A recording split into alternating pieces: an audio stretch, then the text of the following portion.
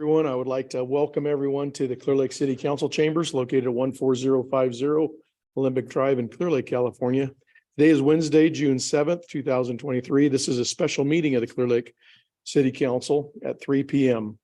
We'll be following the normal means and procedures for this meeting.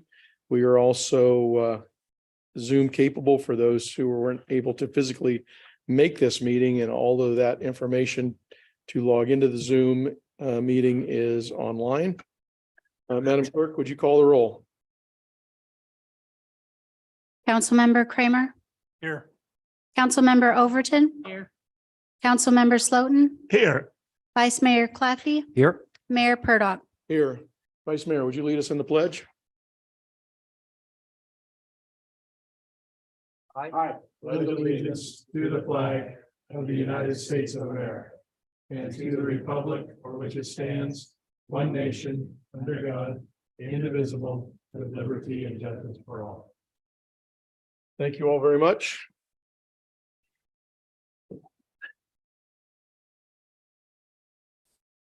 Purpose of this meeting is to have a public hearing to consider the appeal of the Planning Commission's decision of April 25. This was postponed due to request from the Khoi tribal members for religious purposes. Mr. Flora, would you like to open? Sure, Mr. Mayor, council members. So I will I'll give a very brief overview and then we'll turn over some other folks. But I'll give a little bit of a brief history on just how we got here. We do have. Is your mic on, sir? Oh, yeah, I believe so. Do I need to be closer? We also have an errata that was prepared by our legal team that we'll distribute here shortly. This is to the MND, and then we'll turn it over to Dr. White to give an overview of his report, and then the appellant will have opportunity to give a presentation. Normally we allow 20 minutes. I guess they've requested 30, so that would be your discretion. Public comment, then city response, and then the appellant will get a rebuttal of 5 minutes is the way we normally handle it. So and then council deliberations from there. So unless there's any questions on process, I'll just give my overview. Thank you, sir. Please continue. Okay, so this project started I guess late part of 2020, in the sense that in December the city purchased this property. Shortly after that, I received a call from Vice Chair Beltran about some local knowledge related to possibly burial site there, and as has been our practice for the last few years, and in particular with that information, we immediately contracted with Dr. White to begin his work, which started in January of 2021. And then that included his consultation with the Khoi. Field investigation with Khoi tribal members happened over several days in February of 2021.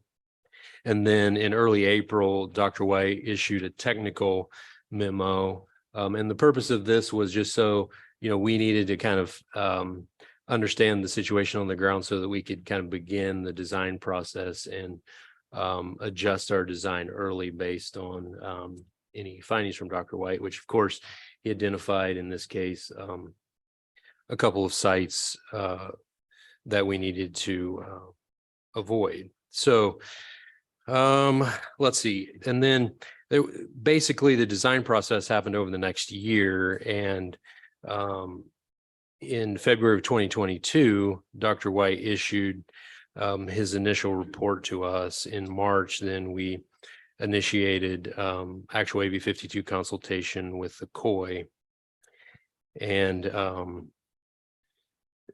then continue forward with the project, the environmental review. In August, we had a meeting with the tribe before the initial planning commission hearing that included the mayor at the time, and we agreed to extend the comment period on the mitigated negative declaration. And then September 27th of 2022 was the first planning commission hearing. At that time, the planning commission heard information and made the determination that staff and some various other representatives should have additional consultation with the tribe about the project. And so we met twice, October 12th and October 20th. That also included Mayor Slotin at the time and the chair of the planning commission, Ms. Wilson. And then there was a lot of back and forth after that on various things, but we were not able to come to an agreement. So in March 21st, 2023, the city sent a letter formally ending consultation without agreement and scheduled the planning commission hearing on April 25th, where the planning commission unanimously approved the project. And then the appeal was filed. As you know, it was scheduled for June 1st hearing and then continued to this afternoon. So I think that's the overview I wanted to give now, and I think I will pass out the errata while Dr. White is giving an overview of his report. Thank you, Mr. Flora. Dr. White.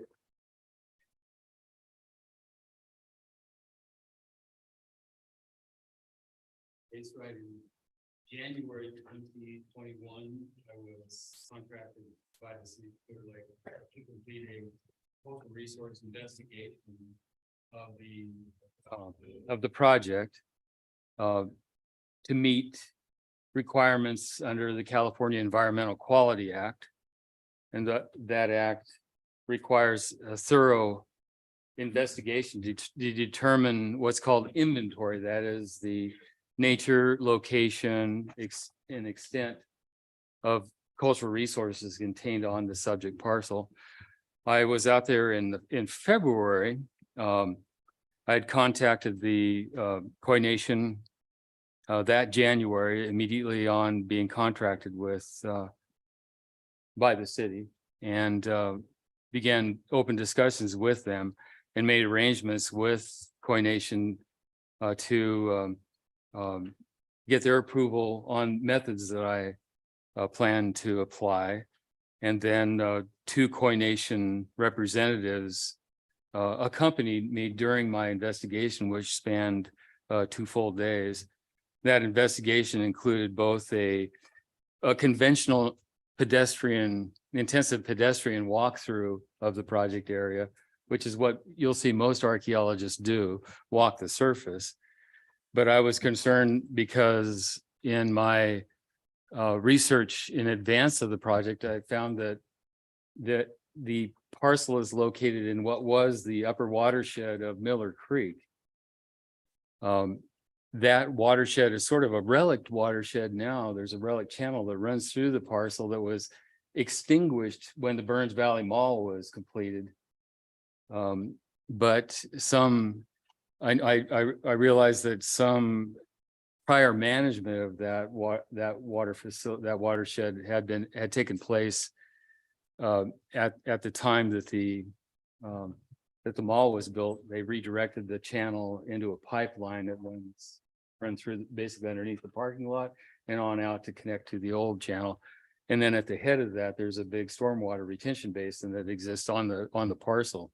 So there had been a stream out there. Now that stream was originally carried a lot of stormwater. The reason they built that basin is that stream originally carried a lot of stormwater, and big rain days it still does. And stormwater creates floods, and floods pack sediment. And so that entire floodplain had been buried a number of times by flood deposited silt. That means that as an archaeologist, when I walk over these floodplains, I'm looking at silt and sediment deposits that are less than 100 years old. I'm looking at stuff less than 100 years old. Soil itself is that I can see when I walk across the surface is less than 100 years old, meaning that the archaeology, which can be 10, 12, 14,000 years old, is all underneath me in places I can't see. So I worked with the city to find out the potential extent of the impacts that might result from the development of the parcel, and then designed a testing program that would reach those maximum depths. And I ended up digging 38 trench probes using City of Clearlake equipment and operator, each 8 feet long and 8 to 12 feet deep, reaching as almost in some cases as deep as the extended probe could reach, to try to look for buried archaeological deposits. In other words, get through the thousands of years of sediment to see if that floodplain had been occupied in the past. And so there were two different findings out there that I need to speak to. One is that the prior owner of that parcel had kind of abandoned the agricultural function of that parcel in the 1970s. You may be familiar with how dilapidated that walnut orchard was, and in place of that agricultural economy, that individual started accepting, probably being paid to accept surplus materials excavated from other locations around the lake, including a big pile right behind the shopping center of material that resulted from the demolition of homes and the bulldozing of material that existed in the area of the present day Burns Valley Shopping Center that had been piled on that land. I also found older transported materials, gravel that was harvested from the gravel mining operations on Ogulin Canyon Road, very distinctive looking rock that you get out of there, that was used as underlayment for a barn and a corral. And then the third was a big strip, 1,000 feet long or 150 feet wide and 1,000 feet long, that ran down the middle of that orchard, that looked to me to be a material derived from the construction of Pomo School over there on Sonoma Avenue. And when they laid in Pomo School, they dug out the obsidian and all of the volcanic ash from that area, and it looks like that was dumped on that parcel as well in a big strip. So in each of those cases, the 1940s fill derived from Ogulin Canyon gravel, the material derived from bulldozing and demolition in the vicinity of the Burns Valley Mall that was probably in place about 1975 or 6 when that was built, and then the Pomo School, which I believe was built about 1995 or 1996. There was obsidian in there, but the obsidian rested on those floodplain deposits, those transported demolition and foreign fill materials were transported and laid in on top of the floodplain deposits. And when I probed with the backhoe next to those, in each case under the 1940s barn, in and around the materials transported elsewhere, the obsidian contained in those foreign fills was confined to the foreign fills, and then once I got below it, I found nothing. So I was confident that the obsidian that I saw in those contexts was transported to that location. It did not belong there.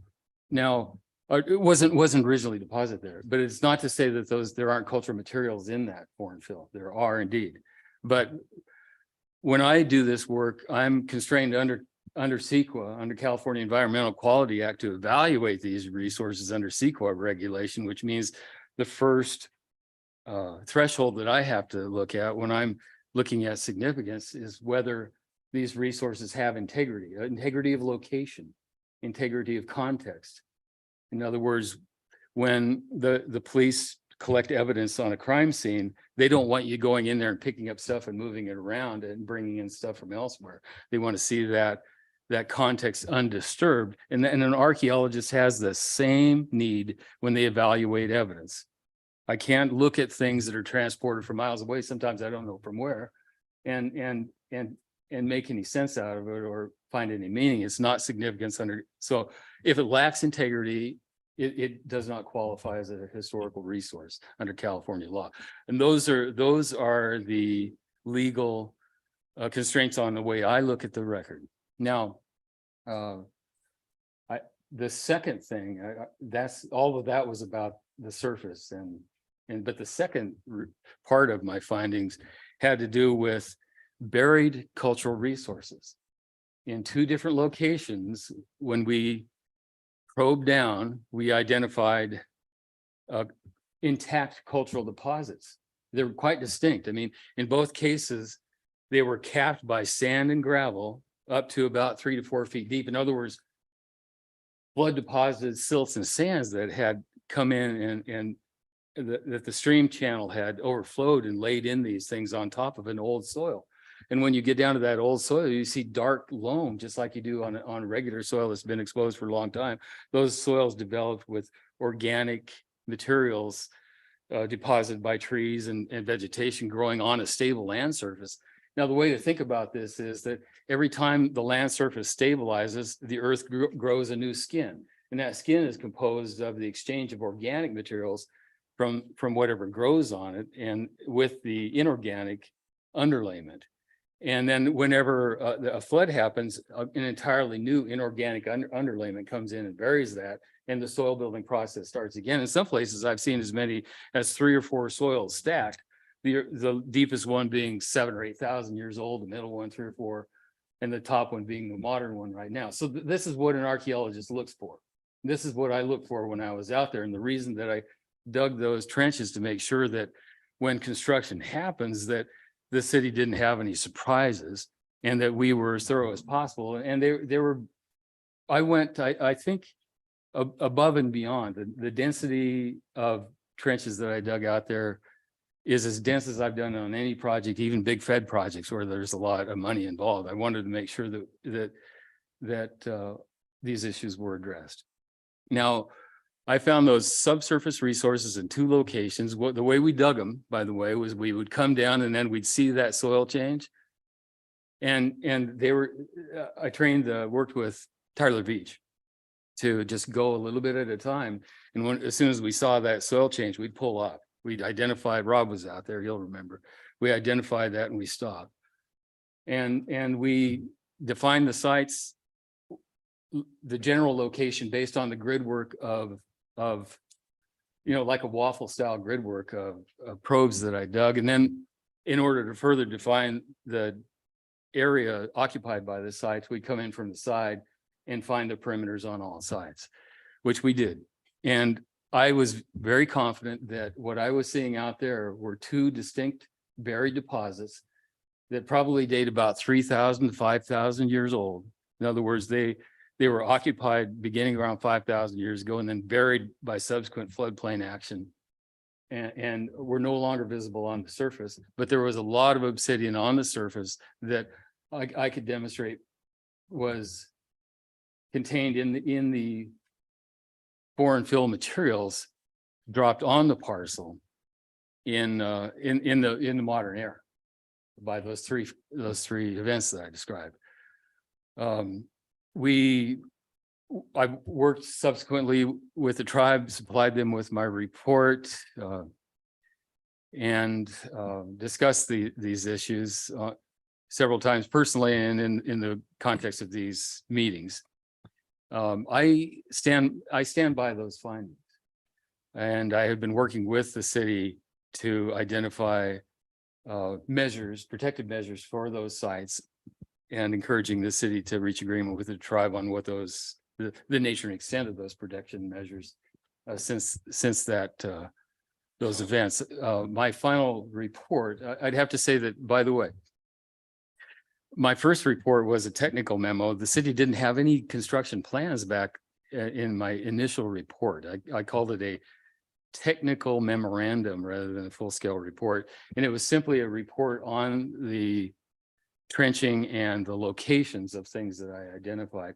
The subsequent report, which I issued in August 28th, 2022, August 28th, 2022, was the full-scale report embodying my entire research program, which included a historical analysis to try to identify the sources of those foreign fills and a full-scale document review and so on. So there is possible that the tribe saw that initial technical memo And then, but I did make sure that you had copies of the final. That's what you have in front of you now.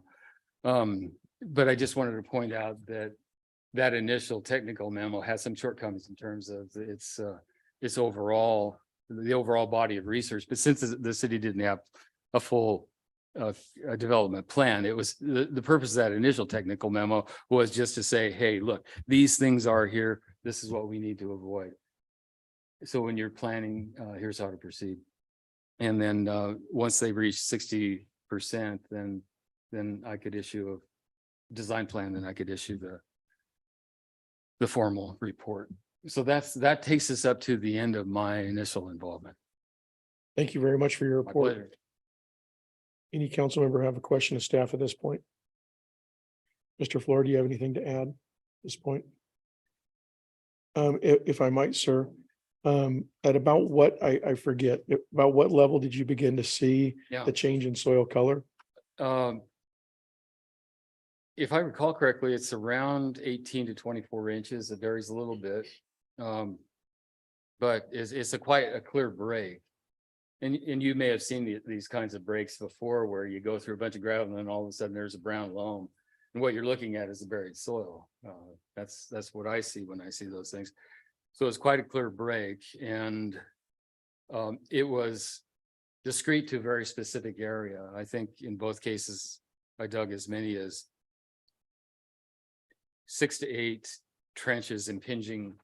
You want to come in like the spokes on a wheel and come in from the side. And when you find something, you don't want to dig into this thing with it. I mean, you don't want to damage the resource, but as soon as you come down, if you work with a careful operator and have them just peel off a little bit at a time, then it's possible to see it, stop it as soon as we see it, and then move on. Thank you. How would you characterize the city operator that you were working with? That Was was he Tyler careful? Beats there in the city of Clearlake. Yeah, I like Tyler. He's good. Were there any other witnesses there with you while you were exploring that area? Yeah, Rob Morgan was there and Yolanda Chavez was there. Very good. Any other questions from council? But it's Sanchez, I'm sorry. All right. My apologies. You're gonna get mad at me later for that. Sorry. Thank you, Mr. Kramer. Can you give us some idea in general terms, if nothing else, or what? Speak into your mic and turn your mic on. Mike is on, I'm not close enough. Any idea in general what those cultural resources were? The obsidian scattered, what? Yeah, and by the way, I didn't connect the dots there all the way around. Part of my job, once I identified two historical resources, I also had to evaluate whether they were significant. And I concluded that they were significant and merited protection under California law to the fullest extent. They contained obsidian artifacts. What's important about the site, what makes it significant from a scientific standpoint, is that it's a bracketed time period. And I think the most profound example of that we're all familiar with is like Pompeii. You know, Pompeii doesn't have, World War II debris, and then McDonald's wrappers stacked up on top of it to mix up, and it's a discrete time frame where you can see the operation of one culture in its context, in a distinct environment, in a distinct and bracketed time frame. And that's what makes these sites really important, is that they're both quite specific to a particular period of time, and then they were sealed. And again, the shallowest that one of those sites showed up was 18 inches. 18 to 24 below surface. And then how far did they extend down? I'm curious. I did not probe that because Just part of just my how- agreement with the tribe, my practice with the tribe, to ensure that these resources aren't damaged, is to stop when you find. And that's really the purpose. And my guess is that here's the thing. Miller Creek was a hell of a floodplain, and before it was developed and cut off. And there were massive floodplain deposits laid in out there. My guess is that there would just be stacks of floodplains going down 20, 30, 40, 50 feet. Each one of them may have a distinct soil. And if I went deeper than that, I could find a completely different arrangement of size. Any idea of the age of that first site? 3 to 5,000. 3 to 5,000 years. Okay. Any other questions of staff? Very well. At this time, I would like to open it up to the Coy Nation. Ms. Robinson, do you have someone who's presenting or will you be presenting? Yes, we're going to start. First of all, thank you for the continuing. We appreciate it. We're going to start with that. Thank you. If you could please come forward. Absolutely. We would like to hear your appeal.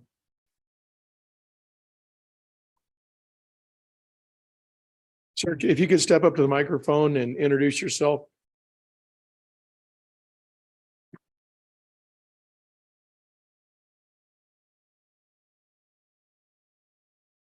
Thank you, Mr. Beltran. We need to let everybody know if they're watching who you are and why you're here. Thank you, sir. My name is Darren Beltran. I'm tribal chairman of the Coy Nation in Northern California. I want to thank council today for our time, to listen to us and what we had to say and what we have. But what I want to do is relinquish my time to my council and to Mr. Geary, if that's fine. Of course, sir. Thank you very much.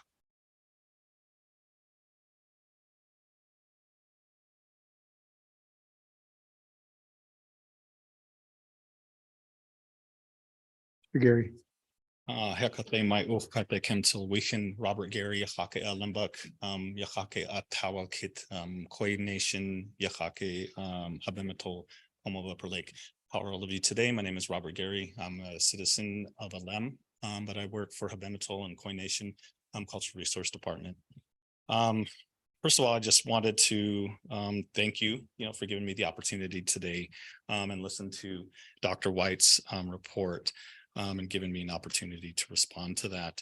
My name is Robert Geary. Like I said before, I'm the Director of Cultural Resources. I'm also the Tribal Historic Preservation Officer. I'm also a cultural practitioner, for the Olympian Colony from where I'm from, one of them. I'm also a member of the Tribal Historic Preservation Office of Organization of California. I also am a member of the National Association of Tribal Historic Preservation Officers. I also sit on the Lake County Cannabis Ordinance Task Force Committee to create policy for permitting for cannabis cultivation projects in Lake County. I'm a Southeastern Pomo language teacher, putting together the very first Southeastern Pomo dictionary in Lake County. I'm also one of the recipients for the Cal Tipo organization that was given the Cultural Resource Management of the Year for 2020 from the Society for California Archaeology. And I'm also a cultural curation advisor for the New York Metropolitan Museum of Art, the San Francisco DeYoung Museum, the Grace Hudson Museum. I'm also working with San Francisco Opera. I've done interviews with NBC News for Native California, San Jose Mercury News, LA Times, Native News Online, Capital News Radio. I've done presentations and trainings for Department of Water Resources, Lake County Office of Education, Lake County Planning Commissioners and Planners, Lake County Office, Sheriff's Office. I've also presented at the Judges Breakfast on Cultural Resources, Department of Transportation, Society for California Archaeology, did also cultural sensitivity training and presentations for UC Berkeley, Stanford, UC Davis, and Purdue. So I'm here today to just basically talk about the tribe and the history of the tribe in the territory, especially for the project site. The Coy people have been here from time immemorial. Their footprint and their history lies in the soil that is around us today. They range all around here in Lake County, into Mendocino County, down into Sonoma County, the Pomo Nations, very different from coastal, lake, and valley. I'm here to talk to the city today, and we are happy with the progress that the city has made. I think with going forward with projects and certain projects on how things are being processed today. We think that there's still progress that has to be made. I think with the protocols and processes for permitting and understanding CEQA with consultation with tribes, meaningful consultation with tribes, and also to establish good mitigation measures that both sides feel comfortable with. We have provided in consultation substantial evidence of the cultural resources or tribal cultural resources that are going to be impacted or can be impacted. A lot of these resources are stated in a lot of the different archaeological surveys, archaeological reports, not only by Dr. White himself, but a lot of the citations that he actually quotes in his archaeological surveys that he submits for approval.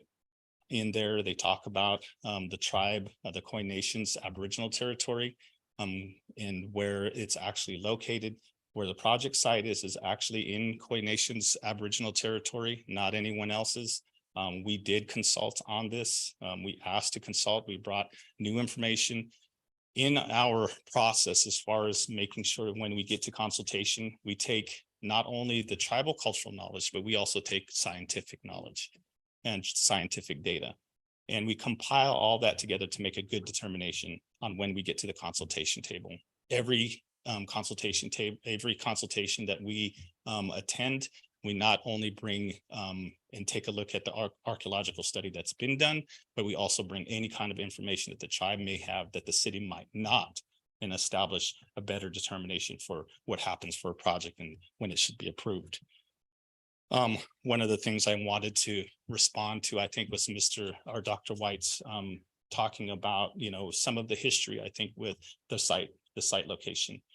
We heard that, and this is the practice that we're trying to change, I think, with the city of Clearlake, is taking culturally sensitive soils and relocating them into areas and not having a history of that. We're talking about tribal cultural resources that are laying on top, that we're hearing that come from other areas and other locations that are not being evaluated, that are not being reported or not being noted. And so we're in a situation of where we're at. So according to that, I think that's something that we hope that we can work together to be able to establish a good process to follow, and making sure that, the process that's set into place that we feel comfortable with, that we're not having to worry about culturally sensitive soils being replaced. Hence the splash pad project. Here we had redeposited soil that were being told in consultation that we weren't going to hit anything below 18 inches, almost similar to exactly the process that we're being told for this project. On the very first day, we hit 1,800 or 1,500 pieces. Not knowing where that soil came from, not knowing what was all in it, we were being told that we didn't have anything to worry about. We were still worried. And so what came to fruition in consultation happened. And so here we are today, and we have the same concerns. We're talking about redeposited soil historically from different places that no one has records for where they came from. We don't know what archaeological site. We don't know if they have human remains. We don't know what type of tribal cultural resources are in them, but we know they're there. The reason why we know we're there, because we actually had a survey done by Dr. Parker. So with the survey that was done by Dr. Parker, which was done on 9/27/22, I believe, which was submitted. In it, he has 3 highly density scattered obsidian areas.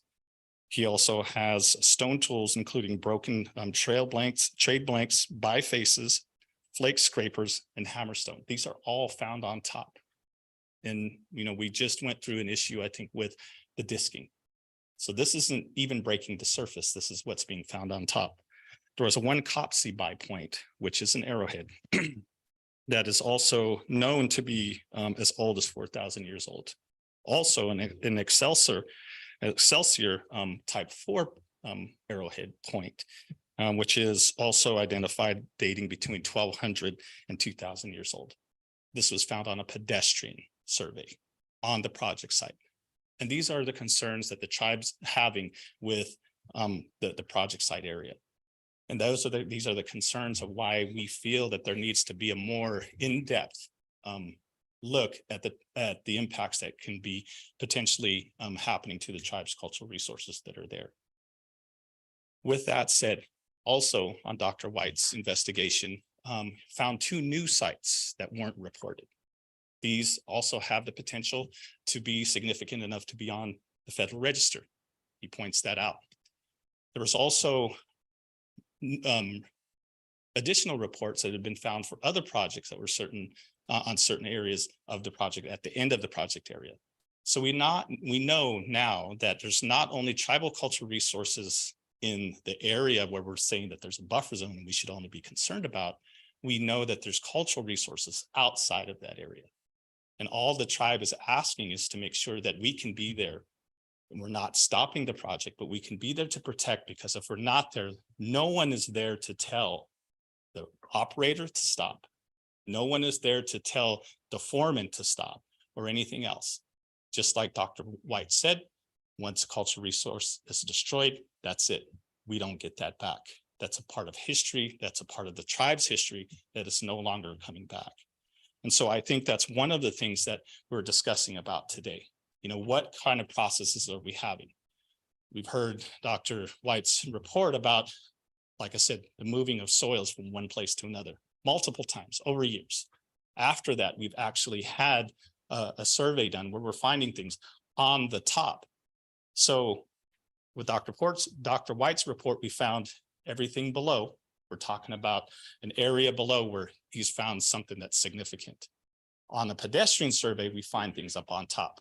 Why would we not think that there's going to be anything in the middle? And I think these are the questions that we don't know. So for us to be able to mitigate this and get this project to go forward, the tribe feels comfortable with just making sure that we have a monitor on there. So when those things pop up, we have the potential to save that. And I think that's why we're here today. Our tribal nations here in Lake County are a part of this. And I employ and I'm asking to make sure that, you know, there's inclusion here for us. I look all around here and I see people of different nations and different colors. I look through the city and I go to this city and I don't see anything that includes me. I don't see a name. I don't see a location. I don't see anything that represents me. And that's all I'm asking as far as us as the tribal nations is inclusion. Show inclusion.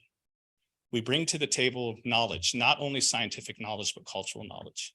We share that. This is something that when an archaeological report is done, this archaeological report is paid for.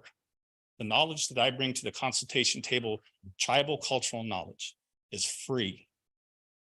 That knowledge is combined with all of the scientific data that your archaeological firm will have on paper. I'll coincide that with everything that we get from Sonoma State. We have a detailed process of what we look at. We use mapping. We use LiDAR, different types of formats to be able to look at ground locations and indentations in the ground to see house pits. Everything that we do, we bring to the table, and it's for free. It's not a charge. I don't get paid for that. I get paid to come and to bring my information to the city and show the concerns that we have. And hopefully we can create a mitigation measure that will be effective to make sure that we don't lose that footprint. And that's what I do with every consultation. Every consultation that we have, that's what happens. And so we're hoping to make sure that that happens here. Like I said, due to the history of what's been going on, we have the 18th Avenue, we have the Austin Park, where we've had sensitive soils that are being distributed in many different places. We're saying we can't create more archaeological sites. That's what we're doing. When we are taking sensitive soils and placing them into other areas, we're creating new sites. And this area is already sensitive. And sometimes we're hearing that the tribe definitely wants to make sure that they want to monitor everything. This is not true. We actually have projects both with the city and the county in the area, Koi Nation, on projects that we're not monitoring on. We just did an agreement with the old Highway 53 drainage project as one of them. We also did the Bush Street, I'm sorry, the 36th Avenue sewer line project. We only spot checked. We didn't need a monitor out there. And that was with the Clearlake Division of Inland Development Company. The Dam Road Extension Project, there's no monitor out there. We just told them we wanted an opportunity to train the equipment operators out there on what to look for. And if something pops up, who to contact when that happens. The Highway 53 drainage project. We don't have a monitor out there. Same thing. All we wanted to do was train because there was nothing that was within the area. The Tolan project from the planning department, same thing. Just training and making sure that we got an opportunity to let them know what the process is. So as far as the slippery slope that we're having of saying the tribe only wants to be out there and monitor everything is not true. There's projects that we have not monitored. But due to the sensitivity of the area, not only by our department, but also by yours. And the reason why I say that is because the archaeologist found a site, which I believe is one big site, that has the potential and significance for being on the Federal Register. And he states that. So everything that I think that has come to here today is definitely something to warrant, because the tribe will be at every consultation table at every time. In the territory that you're in Khoi Nation territory. We talk about Burns Valley Creek. In our language, it's called Kulbadai. There's a misconception and understanding exactly what the tribal cultural traditions are. And when you're reading it from an archaeological standpoint, it's not accurate. It's their perspective. And if you want to get what that comes from us, ask us. And that's what's not being answered or asked. Tribal tracks. I think you have the maps in front of you. We're unique. The Southeastern Pomo were the only tribes that had this system set into place. And you can see how inundated it was with those tracks. Each track was lineal. It belonged to a family. So where we were at here was a track. Dr. White can attest to this. There's also been a report on this from Gifford. I'm talking about the tracks of the Southeastern Pomo. Southeastern Pomo tracks was a track that basically was filled with cultural resources that family used, not only to sustain their family, but also to trade with tracks and neighboring tribes for things that they didn't have. This was a system that's set here. And unfortunately, in the city of Clearlake, all of it are divided into tracks. So you'll see habitation areas along a track in different areas. You'll see tool making areas. You'll see different areas because that whole entire track wasn't necessarily a village. It was a place to go use and extract resources. So maybe upstream, they were there for a while when the hitch ran. Another area was a little bit more inland where all the oak trees were. So you're going to see habitation and you're going to see areas where it shows lithic scatter, basically obsidian from making stone tools and those kind of things happen in all of these different areas because they were utilizing their lineal tracks.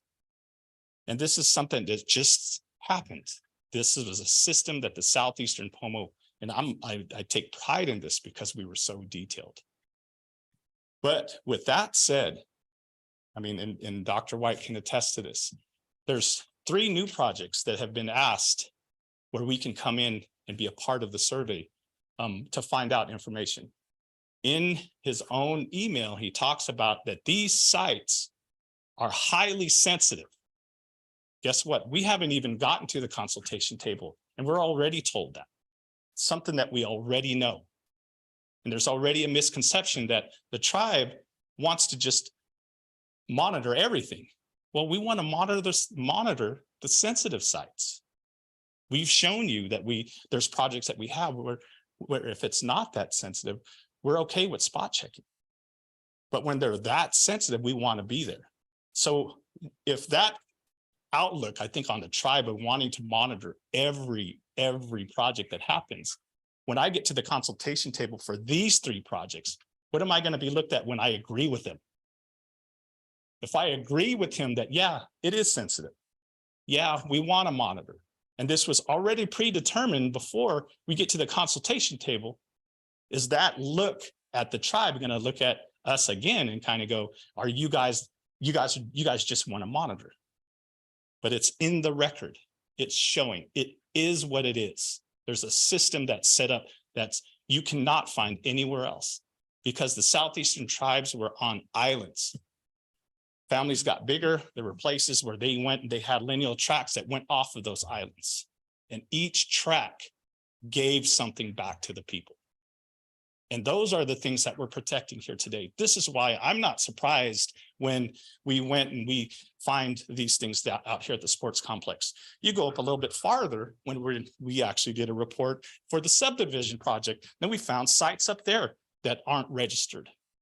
I'm not surprised because it's a tract, a lineal tract that we utilized on a day-to-day basis, season-to-season basis for the sustainability of our families and our community. And that's why it's so sensitive here. And these are the things that we're bringing to the table that aren't in a lot of these reports. This is the knowledge that I'm explaining to a lot of the non-Indigenous people, and hopefully we can get past this and get onto developing these projects, but culturally sensitively. And I think that's what we're trying to establish here today. That's what we're trying to get the city to understand, that it's not a good practice to take sensitive soil and put it somewhere else and think that, you know what, that it's going to be okay. Because you know what, that site eventually is going to be developed. It's going to have to get evaluated. According to CEQA, this is just what happens. And this is the law. And so that's why we're here today, is that we want to establish a good working relationship. It's not wrong because we've already found things on top, out of the buffer zone, that we want to make sure that we have somebody on site to be able to make sure that those aren't destroyed. With the disking that just happened, my worry was, what about the things that we found when we were out there? There's abalone shell that's out there. We're not at the coast. We know how that got here, right? That lets you know trade system all comes down to exactly where we're at today. And it happened, it's history. And I think that's what we're trying to establish, is to take into consideration. And that's what meaningful consultation is making sure that we can listen and hear each other and come up with a plan to be able to go forward. Because I know the Koine Nation does not want to stop any project. What it wants to do is to protect its footprint and its history that we have left. And like I said, once they're gone, it's gone. And so I know that this city, because I've been here a lifelong, I've been here all my life. I was raised here, born here, raised here. I would bleed blue and white for Lower Lake, right? I played basketball games, baseball games, won championships, and was sitting there talking about Clearlake, bragging that I'm from Clearlake. And I want the city to brag a little bit about us, the Indigenous community, that as a part of that. We're a part of the baseball that happens. We're a part of those teams. We're not just players, the kids. I was a coach. I coach football. I coach basketball. I coach baseball. I'm a part of that, but it shouldn't be at the extent of the history of the Indigenous people here. We're world renowned for basketry, the Pomo are, because we had a huge amount of resources that we've never done any. We can't close it. Can't do that in open meeting, man. It's a public No one has done, and we've elevated that. Sorry about that. sir. Yeah, no problem. So I think I'm just trying to expand on how important it is. And Thank like I you. said, you know, the inclusion is to make sure that happens. At one of the last meetings, I had somebody tell me, well, your culture is my culture. And I wish that was true, because, you know, it wouldn't be that much of a fight to try to make that understand. But if that was true, I don't see any of the members when we're naming a newborn, or when we're gathering, or when ceremony happens. That integration hasn't happened yet. And so we're still trying to understand that we're here. We've always been here. Some of you probably went to school with my dad and my mom and other people from my family. We've always been here, and we're going to continue to be here. The only way that we can go forward is to make sure that we establish a good relationship, follow the law. That's what we're asking, is follow the law. What we're bringing and the information that we're bringing to the table is free. No one's paying for that. Let's establish a good process, good protocols to make sure that we walk away from this and everyone's happy. Thank you. Thank you, Mr. Gary. Before you leave, anyone have questions of Mr. Gary? Thank you very much. Also want to make sure everybody gets ample time to present. Who, Reserve the right for later. sure. Mr. Gary, who's your next witness? Thank you, sir. Mayor, I do want to make sure that that we open the public hearing at the beginning. So if we didn't actually do that, I think the public hearing was open at the beginning when Chair Beltran began. Correct. I apologize for not making that more notable.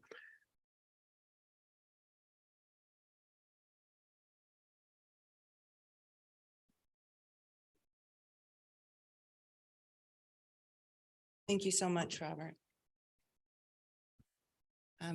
How are we doing on time? Go ahead. Okay. So here are two maps for the confidential tribal cultural resources protection. Appendix, which Mr. Gary described. So these describe the sites and the tracks. So this is additional substantial evidence the tribe is providing for the record.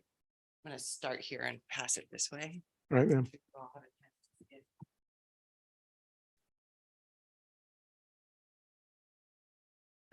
This report is the Gifford report, which is cited, I believe in both. Greg likes it. Yes, it's cited in the archaeological and cultural resources studies reports. We've highlighted for you the parts which are relevant to the Khoi Nation and Kulbadai particularly.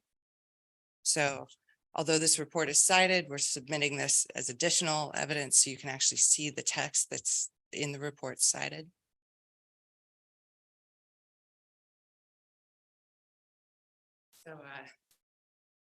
So why is that important, right? That's important because the cultural resources study by Dr. White, the cultural resources study by Dr. Parker. Dr. Parker had a family emergency, so he can't be here today. I'm going to go over a bit of his report. I'm just a lawyer, not an archaeologist, but I'll do my best. And the substantial evidence provided by the tribe in consultation, they have commonalities, right? But they also have differences. And that's your job as the city. And I do believe the city is trying to do that, but we have to continue to learn and grow together. So Dr. White's report was a good start, right? And that report concluded in August of 2022, as he said. In September of 2022, Dr. Parker issued his cultural resources study. The city's archaeological report was not subsequently updated to include that information. That information, that substantial evidence is not considered, as far as we can tell, in the MND. I do note that the city issued an 11-page errata today, which we did not see ahead of time and we didn't have time to analyze. So I would respectfully ask on behalf of the tribe that you leave the record open till the end of the week, which is just another 48 hours, so that we have time to look at that errata and comment if necessary. Because in terms of public transparency, some of it might just be errata, but there's substantive language in terms of the cultural resources section and the tribal cultural resources section, which we haven't had a chance to analyze, and we would very much appreciate that opportunity. So let me pause there to see if you want to answer that question before I continue.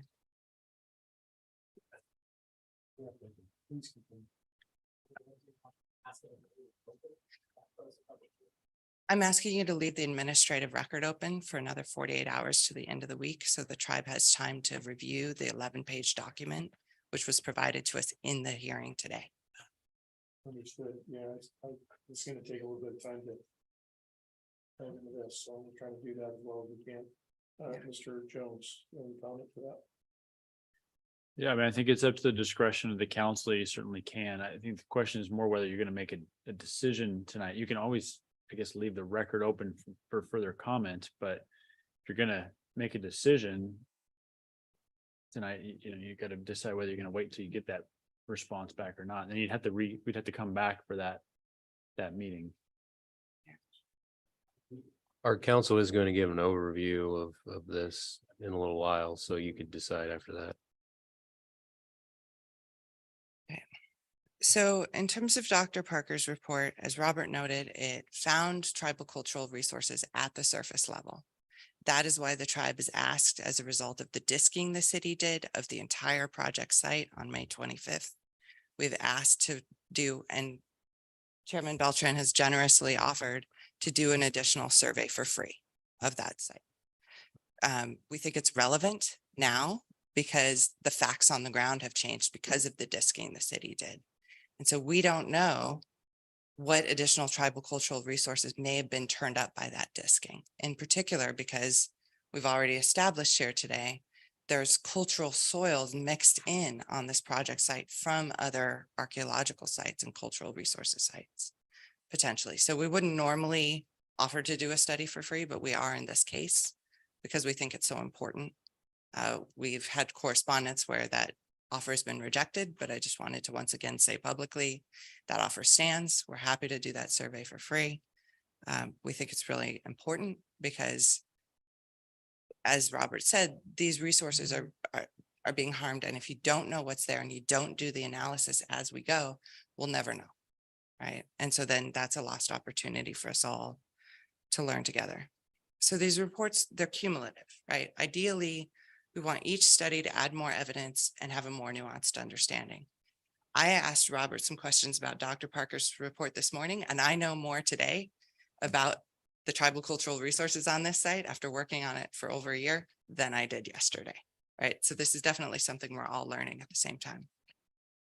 I want to be very clear that Dr. Parker's report said, and I believe Dr. White's report also noted, that the tribe has asked for tribal monitoring on this whole project site consistently. And the reason is, as Robert said, people lived near where the resources were. So if you think about the rivers now, right? We had a really wet winter. Where the river is shallow or deep changed. This year, it's a little different than last year. So if people were, for example, living near the shallow part of the river where the fish were caught, that actual physical location where they did that and where they processed the fish by the shallow part of the river, that's different year to year, slightly, because the river changes year to year. Multiply that over the habitation of the site. Tribal cultural knowledge says since time immemorial. Your archaeologist says, you're nodding at time immemorial, but the report says Thousands of years. Thousands of years.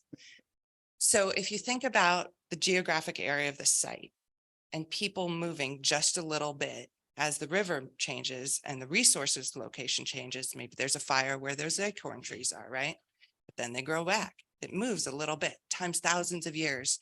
What that means is there's substantial evidence based on the oral history of the tribe that there could be physical tribal cultural resources on this project site anywhere on the project site along the Kolbediah waterway. So yes, the archaeologists have identified a very, very sensitive, intact, eligible for the historic records cultural site. That does not mean legally or from the tribe's perspective that the only place we need tribal monitoring is that site or the buffer area maintained by the city, because there's substantial evidence that it's very likely, based on the way the site was used, as evidenced in Dr. Parker's report, as evidenced by the oral history we've received from Mr. Gary, who's a recognized cultural resources expert, that there could be resources outside of the buffer zone. So the city council has options today, right? We've provided in your binders from us proposed mitigation measures that we feel would make this mitigation, this MND adequate, which means much less legal risk to the city. Those mitigation measures, they're really refined to do two things. One is ensure there's tribal monitoring on the whole project site. That's the most important thing to the tribe. The other, I actually think we could adopt, and you could do that either by changes to the mitigation measures or as adopting a condition of approval, which you also have that opportunity to do if you approve a project. The other point those mitigation measures are designed to change is to really incorporate the tribal knowledge and on an equal footing, at least, with archaeologists in the field. But that could also be done, I believe, based on recent great working experience with Dr. White. We could also probably do that in the tribal treatment protocol, which your mitigation measures do call for. So if you're not comfortable with that language in the MND, I'm actually fairly confident if you gave us a little time, we could come to an agreement on language. So I hope that you will consider adopting an MND with revised mitigation measures today. And then the project gets to move forward, right? That saves everybody time and money and headache, and it's consistent with the better relationship we're trying to approve here. You do have other options, right? You could continue the hearing so that you have time to look at the evidence we've given you, and we have time to look at the 11-page document you've given us. And perhaps you want to direct us, you know, at a government to government level with city council and the tribe, or have your CEQA consultant, Lisa Westwood, work with the TIPO, Mr. Geary, or have the lawyers sit down and work it out. I always enjoy spending time with you guys. Might not be mutual. But I just want to say, you know, as part of this community, we think there's multiple options to resolve this dispute. We don't have to just, like, nobody wants to spend money on lawyers, right? And I say that as a lawyer. We don't have to go there. But I do have to tell you as a lawyer, your mitigation measures and the MND, that's not the level of work a city has to do to get to decide among experts, right? If you want to say Dr. White's report is the be all end all, forget Dr. Parker's report, forget Robert Geary's evidence, you have to do an EIR. And when you do an EIR, then you've done enough work to earn the deference to your decision-making authority as the lead agency. But at the mitigated negative declaration level that we're at, you got to consider all the evidence. And we've raised a fair argument that there is enough evidence to do an EIR in this case. And so again, that's why I'm humbly urging you to please consider revising your mitigation measures to more incorporate these tribal cultural resources protections. The last thing I want to say, and thank you for your time, is we are asking the city to take a cautious approach because these tribal cultural resources are so important. And it is a little different than what you might be used to before 2014 when AB 52 was adopted. So instead of saying, okay, a PhD archaeologist has identified a lithic scatter here, we'll avoid it. We're saying, look at the lithic scatter, look at the hearths, look at the river, look at all of it together, try to see through our eyes holistically as to what's there, understanding the evidence, thousands of years of habitation, not continuous habitation, but still habitation seasonally every year for thousands of years, and understand there could be we're so close, right? We're like 85% of the way to an agreement. You've already decided to cap the village site, right? Or the cultural area. Thank you for that. You've already decided to do a buffer zone around that area. Thank you for that. We appreciate it. And I realize it seems like we're always asking for one more thing, but it's two more things and then we're done. Just extend that buffer zone for monitoring to the site boundaries. That's all, because of your respect and appreciation for the significance of these resources in the community that's part of your community. So thank you for listening. You said there were two things. And you Yes. mentioned one. Well, if you give a mouse a cookie. Don't take advantage, but what Well, else?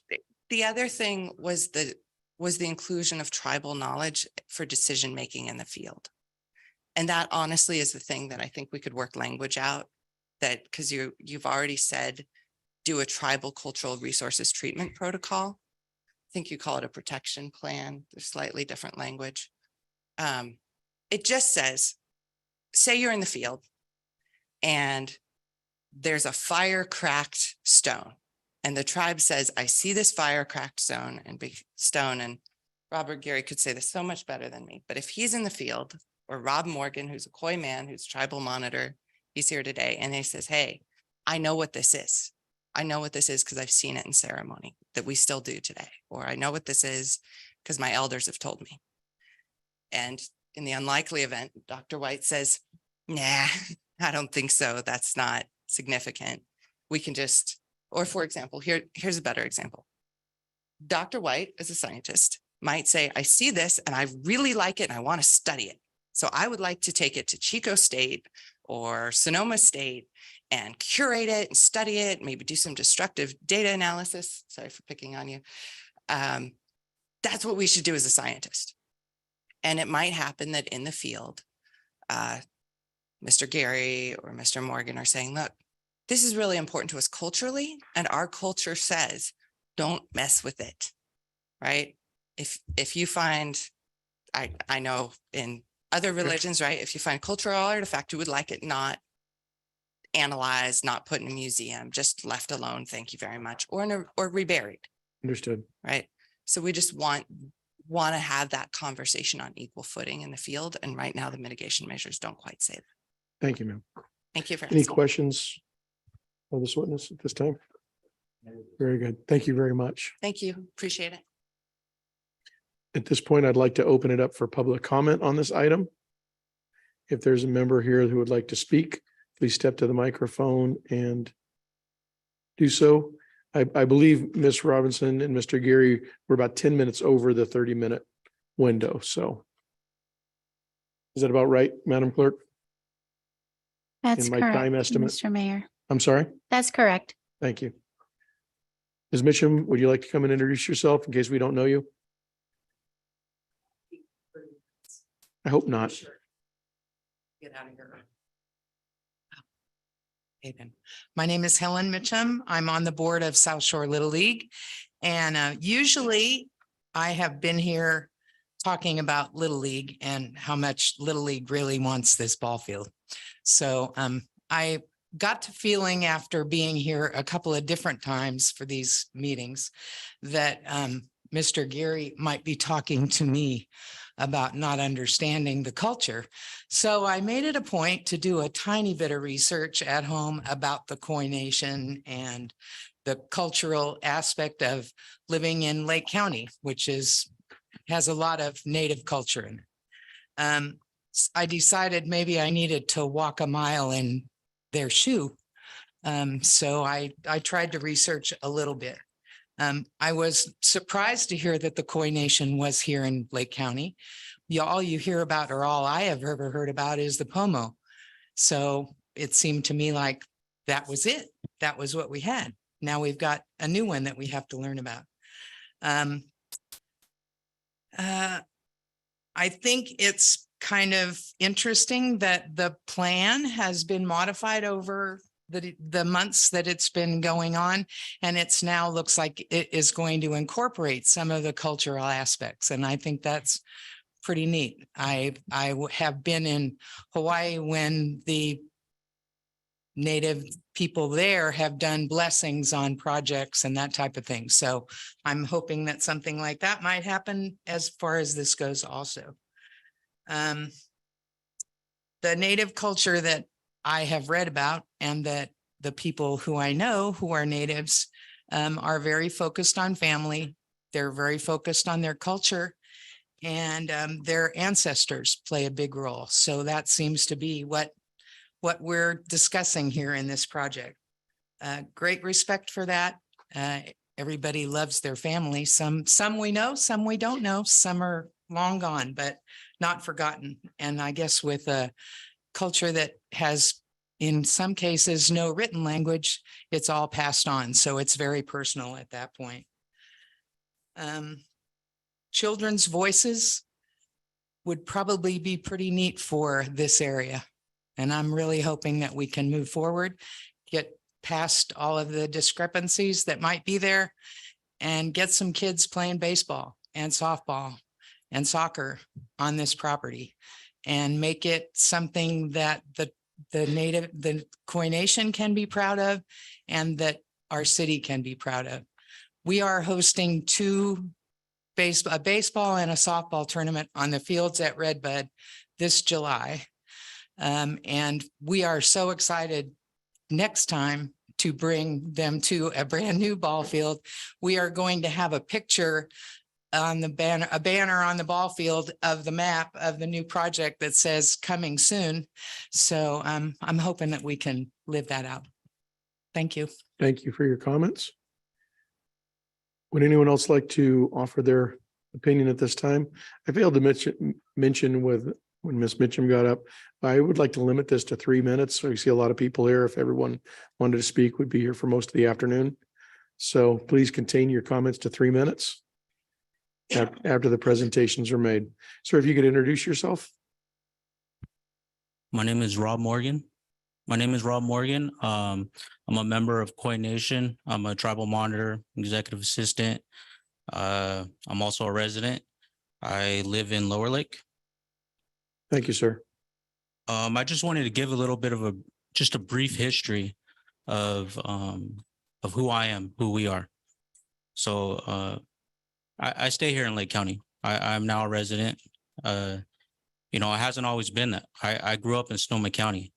And part of that reason of me growing up in Sonoma County is just I'm going to try to squeeze this in my history of our people.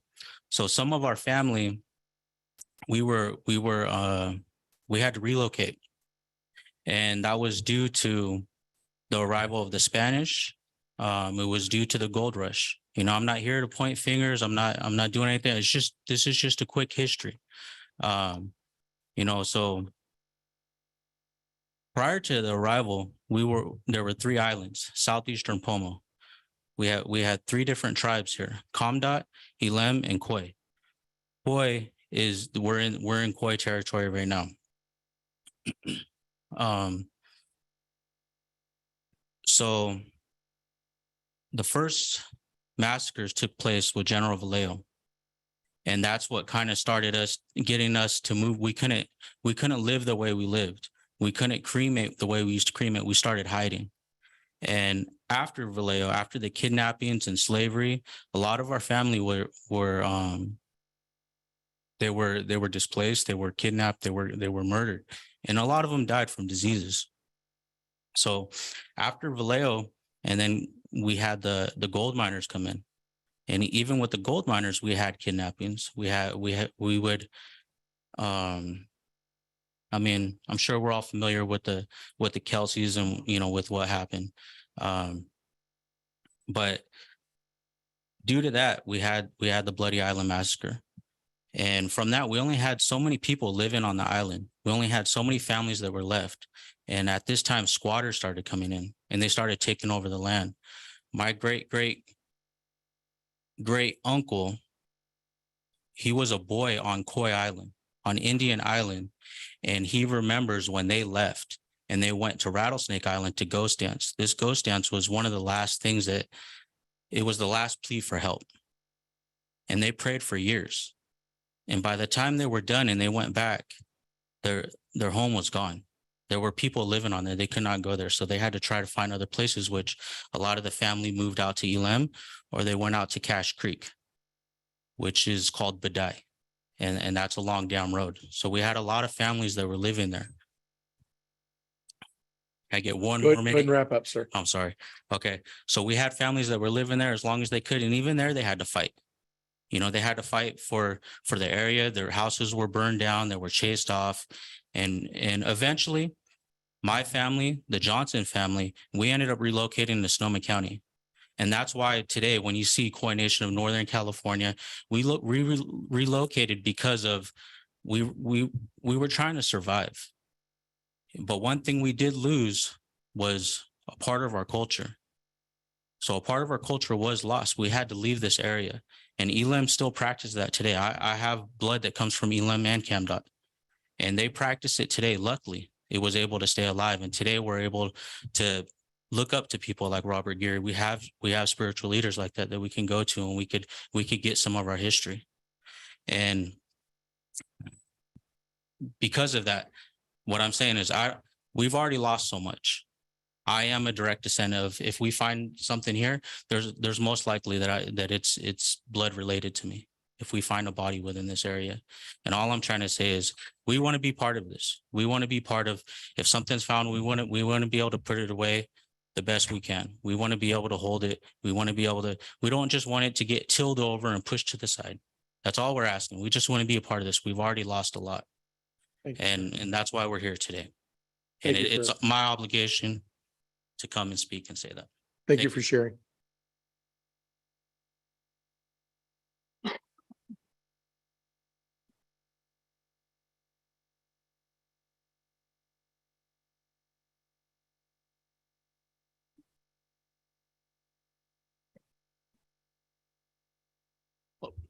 Good morning or good afternoon, Mayor, Council.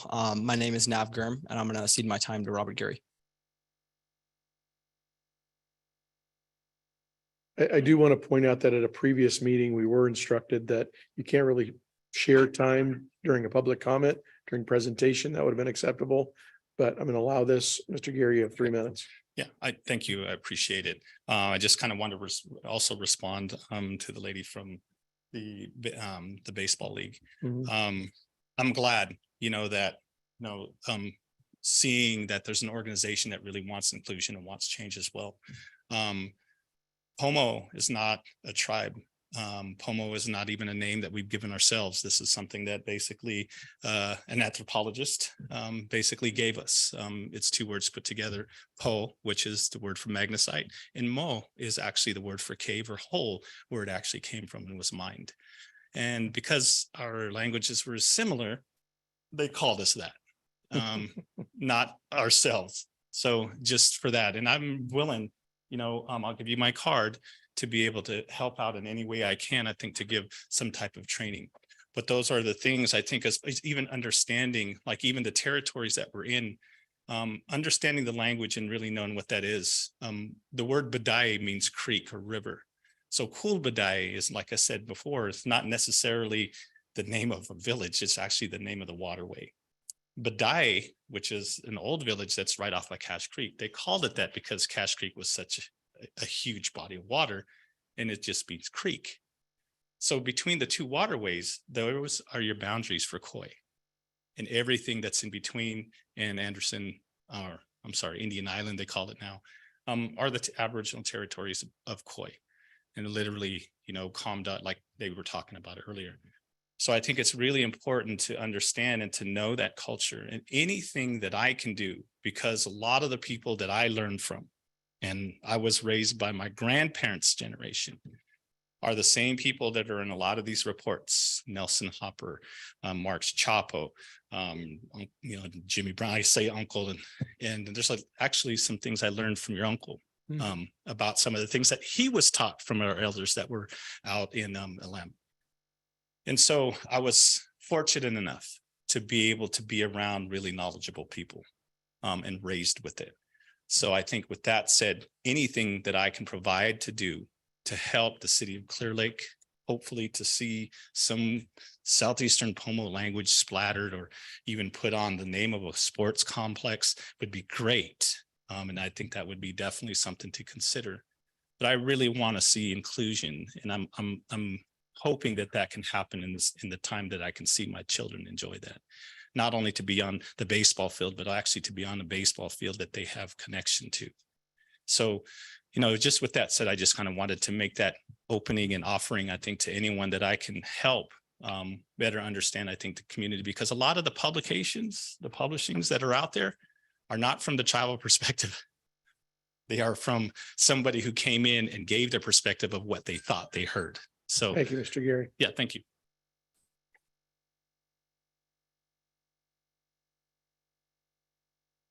Anyone else wishing to make public comment at this time?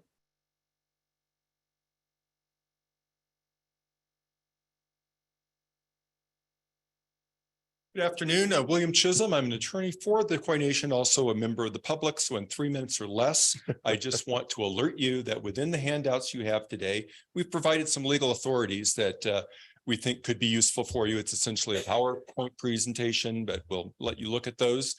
Explains why we think the current MND is defective in terms of tribal cultural resource mitigation, in terms of cumulative analysis of the impacts, in terms of resource analysis, for example, in terms of whether the water supply for the project has been adequately analyzed, whether there's available water, and in terms of whether there needs to be a NEPA federal analysis given federal funds involved. These are the same authorities that the court's going to look at. We're confident that the court will follow the way we are explaining it. You've got counsel. You may think otherwise. That involves risk to the project, risk to the budget, and risk for delay. We would submit the better option is to take a look at the options Ms. Roberson stated and consider those in lieu of trying to go down that risky route.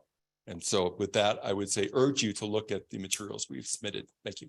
Thank you for your time, sir. Open it up for someone else. Good afternoon, sir. Good afternoon. My name is Batsalwan Brown. I'm a member of the Elam Pomo tribe. And I've been listening and following this project. And I think this is a great opportunity for the city to demonstrate the openness to work with the tribal communities. For too long, we've been kind of the smokescreen on development, not proceeding. And I've heard it stated by my relative, Robert, the tribes just want to monitor. And with all due respect, we have a lot at risk as tribal people, thousands and thousands of years of history. Just over the hill in the village of Elam, there was an artifact found that dated 22,000 years old that puts our people here in this place. Elam is a sister tribe to the Khoi Nation, and we're supportive of Khoi Nation and everything they're asking for. And I would encourage, everyone involved to take a different look at this. And we have something unique here in this community that only the city of Clearlake has when it comes to the history that goes back thousands and thousands of years. And this is your opportunity to embrace that history. Another part of that history I want to share really quickly, and I want to say too, I'm in support of the sports complex. I've supported South Shore. I played South Shore Little League, coach, was a board member at one time. But to remember the names of the places. And so a part of the movement is to remove some of the old head thinking. And I hear this from young people all the time. And so when we look at the history of Burns Valley, it goes back to Burn Brown, my great-great-grandfather, who homesteaded this land. And at that time, indentured my great-great-grandmother, Fanny Mateo, who was living on one of the family tracts of land here and had children with her. And so when we think about names, the importance of me as a tribal person seeing something in the city that I can recognize that's unique, that shows that I'm here is important. And so one of my comments is to look at another name besides the Burns Valley Sports Complex, because again, there's a history there that the city should be aware of. That's not a proud history.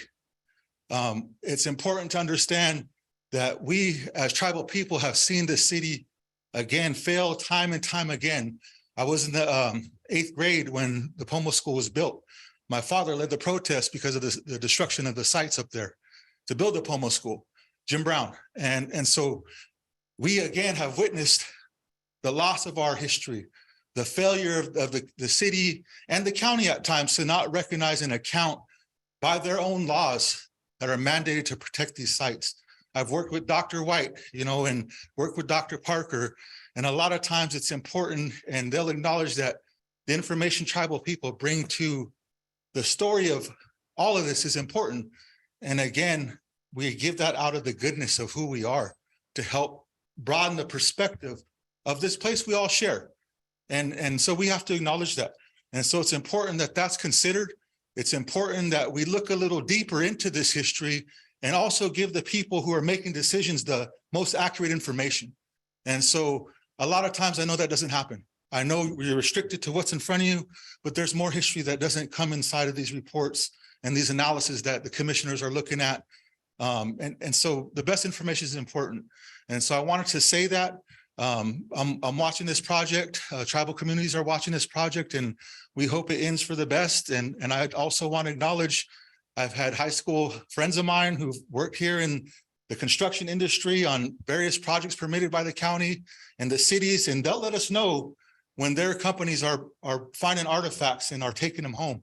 And that's happened several times here in the city of Clearlake, but there's just been no avenue to address it because there's never been an openness. And so I hope today we share that openness and we share the ability to come together, have these conversations and broaden our knowledge. So thank you. Thank you, Mr. Brown. Anyone else at this time?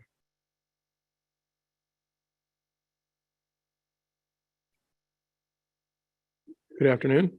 Hello. Good afternoon. Thank you, Mayor, Vice Mayor, Council, staff. Erin McCarrick, City of Clearlake.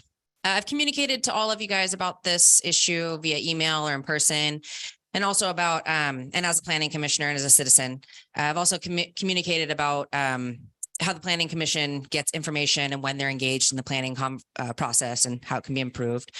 I have no interest in the outcome of this beyond just the objective need to do the tribal preservation of cultural resources and to the continued growth of the city and an open government. One thing I learned as a planning commissioner is that there is a solution. There's always a solution. One of the solutions that could be done today so that the sports park could move forward and that the tribal cultural resources can be honored and preserved is either revise the mitigative negative declaration. You can always do conditions of approval. You can do an extension of time to come to an agreement. There's ways, and we on the planning commission, we were able to do those things. One of the things that I'm not sure was brought up with the planning commission is that they were able to do that. Maybe that was one of the roadblocks that they could have given a condition of approval or brought up the conversations of these issues. I first became aware of this issue when I was on the planning commission in September 2022. And I was actually confused as to why there wasn't full tribal monitoring in that, because on the Valley Fire and the Clayton Fire, we had a tribal monitor the entire time. And the regional tribe, the Middletown Rancheria, found numerous artifacts because of that, because there was somebody with us. They came to our morning meetings. They trained our crews on how to look for things, where to find things. And that was stuff that had been there. Everything had been there for years and years and years, and they still found a lot of artifacts. Additionally, every cannabis project going before the Lake County Planning Commission is subject to AB 52, and many of them have been told to employ tribal monitors. So this is just, it's the law of the land now. And so how do we move forward? How do we find a solution? Each side wants a solution. The city wants to preserve cultural resources and continue the growth. The tribe wants to see a sports park. So is it that there wasn't enough information given to the planning commission that could have been nipped in the bud in the beginning? Is it money? Is it a matter of what the tribal monitoring is going to cost? That was one of the questions that came up at the planning commission, and neither side had an answer. So is that something like, just get it out there? Let's talk about it. Is it that, the council or the staff believes that everything is so far underneath that it's not going to matter? I think the Valley Fire and the splash pad taught us differently on that. There's just so many ways to find a solution today before it moves either to an EIR or a lawsuit. So much of the money that could be used on that could be maybe paid for the tribal monitoring. So, what is the solution? Where does it, what is the holdup? What is the solution? You guys have worked so hard. Both sides have worked so hard. And I hope that there is one today. Again, AB 52 and continued legislation from the state of California is the law of the land. So today, plus the future mitigation measures, hopefully will provide a wonderful working relationship, as Salwin had mentioned. Thank you. Thank you, Ms. McCarrick. Anyone else? Madam Clerk, is there anyone on Zoom that would like to speak? There is one hand raised on Zoom, Mr. Mayor. And that would be Mario Polari. Hi, my name is Mario Polari, attorney with the Native American Heritage Commission. I've submitted a comment letter for this issue that's before the Clearlake Planning Commission. With the commission's approval, I will read it off if that's all right. You have 3 minutes. Thank you.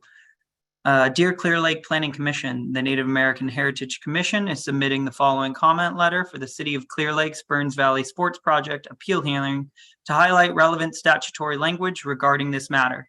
First, the commission has an explicit role under the CEQA to assist tribes and local governments to establish a meaningful consultation process at the earliest possible point in the CEQA environmental review process so that tribal cultural resources can be identified and culturally appropriate mitigation measures can be considered by the lead agency. Second, the commission has the express authority to take legal action to prevent severe and irreparable damage to sacred sites on public property. Lastly, please note that the commission is listed as a public agency with specific expertise with respect to the places of special religious or social significance to Native Americans, including archaeological sites, cemeteries, and places of worship. Please take this relevant statutory language into your consideration. Thank you for your time. Thank you, sir. I appreciate your brevity. Is there anyone else? Madam Clerk? There are no further hands raised on the Zoom, Mr. Mayor. Thank you very much. I move that we close the public hearing. I have a motion to close the public hearing, seeing that no one else is. Yeah, actually, the final rebuttal would be part of the public hearing, so. Oh, I apologize, Mr. Jones. So, Mr. Flora, go ahead. You can restrict Public comment. public comment. I was just gonna but close we public still comment. Would hear from the staff and then from the appellant. Councilmember Slotin beat me to the punch. Mr. Flora, go ahead. Well, um,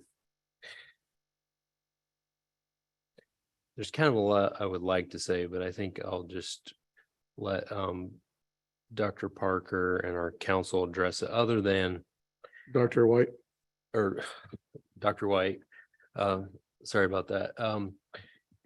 But I do want to pause really quickly. I mean, we didn't go over the mitigation measures related to tribal cultural resources that are in this MND. I'm sure that you've all have reviewed them, but I mean, there's a lot of stuff that's being said here that makes it seem like the city has no concern for tribal resources, is not interested in addressing them, hasn't provided for meaningful consultation and so forth. These two sites, as you know, one of the disagreements is because one way to avoid tribal monitoring in a lot of cases is to do a cap and fill type of method to avoid any impacts. That those tactics are being employed in this case, in addition to tribal monitoring.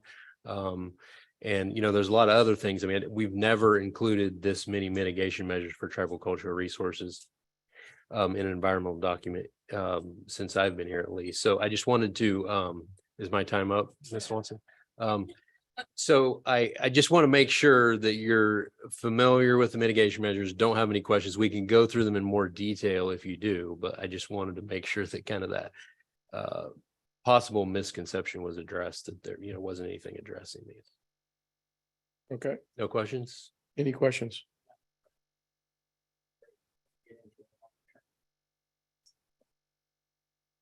So I've got a request by Councilmember Overton for a short recess. I'm going to grant that recess. We will reconvene here at 20 to the hour, which would be a 5-minute break. Is that enough time?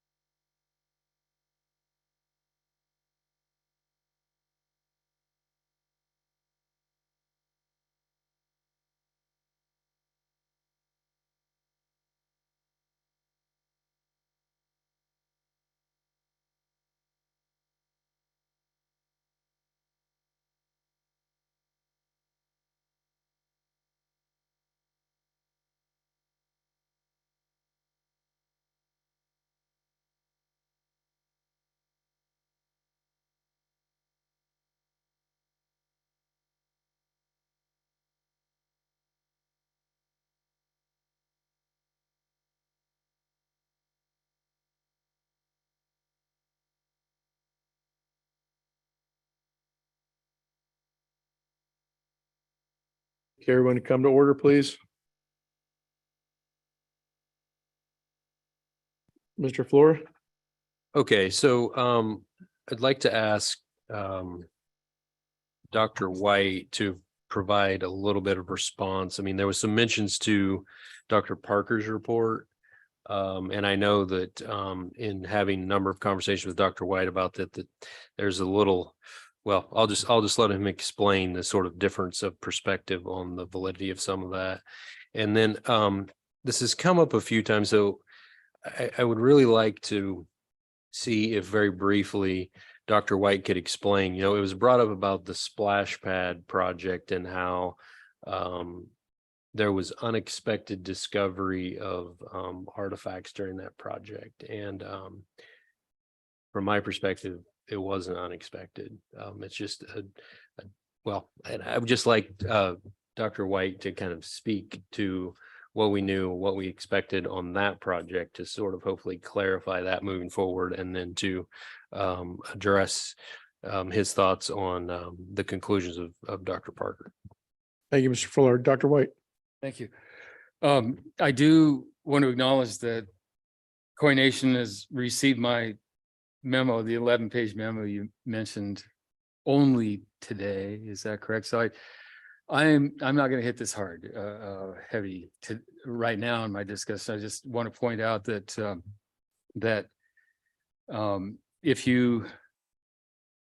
when you read it, that the point I'm making is in that report, in that memo, if you flip simply to attachment C, you'll note that the site that Dr. Parker identified based on surface materials. Hold on, Dr. White, that wasn't part of the errata. Wasn't part of it. Okay. I have copies that I can I'm share. sorry. This would, I have to give you something else that you haven't seen. That. is this, Yeah, here. is there anything that you would, I mean, so this would be considered confidential here. Which the tribe has the ability to. Yeah, thank you. Sorry that you didn't have, you want another copy of it to look at? I gave him a few copies. Oh, you did? Oh, okay. Right. My response to Parker's report is contained in that memo.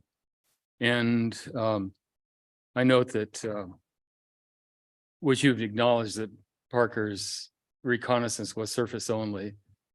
And I want to point out that the site that Dr. Parker identified as something that I missed actually corresponds precisely to the location of the 1940s barns where I did identify our surface archaeological material contained in foreign fills. So I did not regard that as qualifying as a historical resource under CEQA because it was transported material. But I will acknowledge that I need to do a better job of recording those redeposits. I think Robert really hit a home run today in terms of drawing attention to that very issue. It's huge. And I agree wholeheartedly with everything he said about that. So I failed on that end. And that's something that I think Robert has been very effective about reminding me of and trying to improve my game in the future. But so in other words, I don't know that Parker's finding really changes my perspective on what was out there. But I do acknowledge that there are lots of deposits out there containing cultural materials.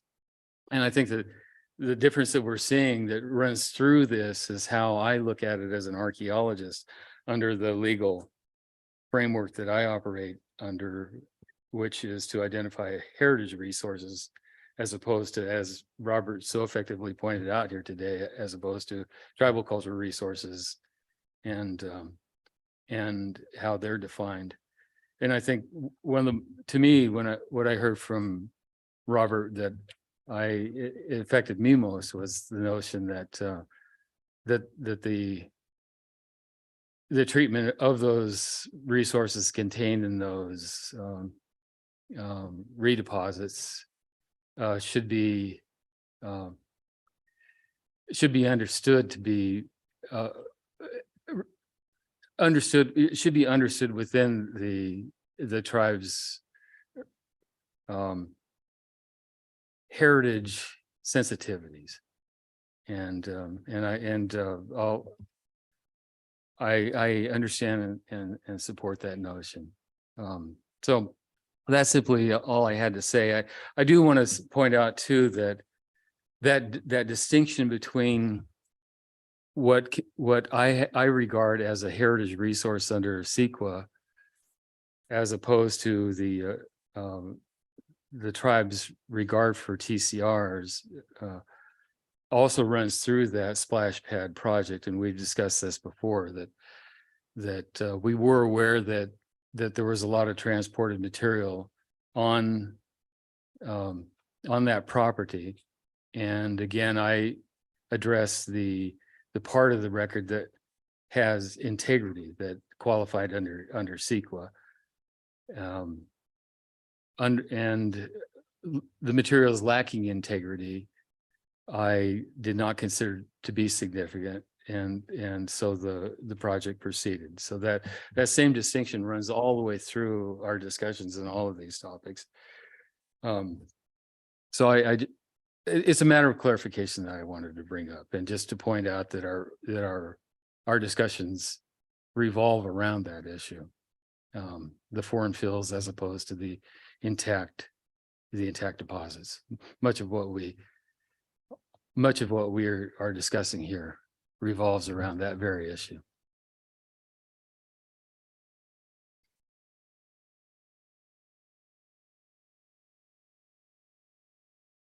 And that concludes my statement. Okay, so you all have the memo. Could you also briefly address the splash pad project? Yeah, I think I just did. The splash pad operates on the same principle, that there were intact deposits that I identified as historical resources, and that we developed protocols for the protection of those resources. They were intact and buried resources, but the upper 18 to 24 inches of Austin Park actually was built by Charles Austin using transported materials. He had a ball field out there in 1927, and leveled it using transported materials that contained archaeology. I concluded that those transported materials lacked integrity, much as the transported materials in the Burns Valley Sports Complex lacked integrity, and therefore didn't require additional archaeological protection measures. And the tribe has pointed out that their concerns pertain to the cultural materials located or contained within those transported materials. And I think that's my objective here, or my purpose here, just discussing this at this point, is to point out that that's the theme that runs through both of those projects. You know, as an archaeologist, I'm not in a position to change CEQA or its effect on my conclusions. But I also don't speak to the issue of tribal cultural resources, which is the province of the tribe under AB 52. And so I wanted to make that distinction. That's something that Robert and I, as we work together, have wanted to and intended to and deliberately maintain that distinction.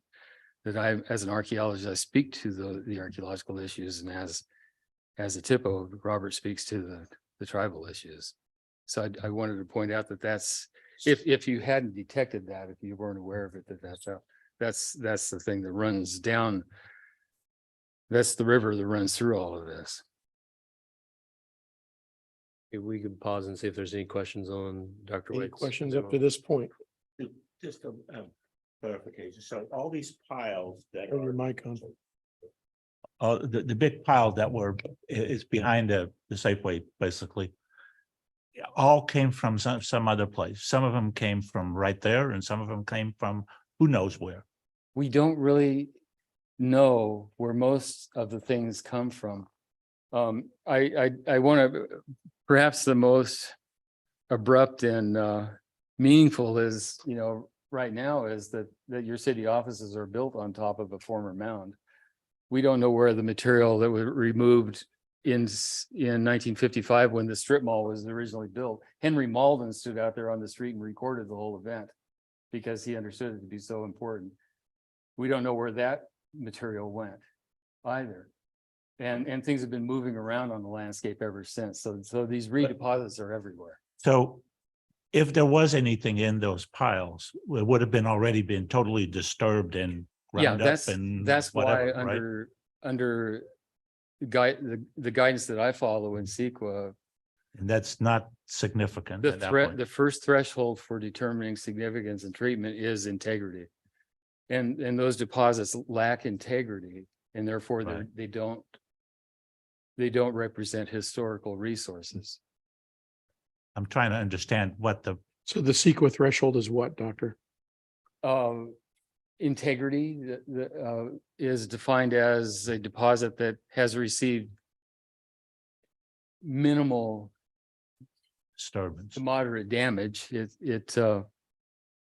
other words, it's that it has not been moved and and it has never been heavily disturbed.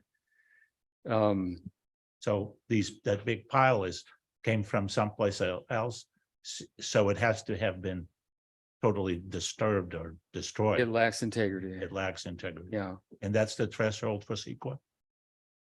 On the CEQA side, but that is exclusive to the archaeological Right. interpretation. But AB 52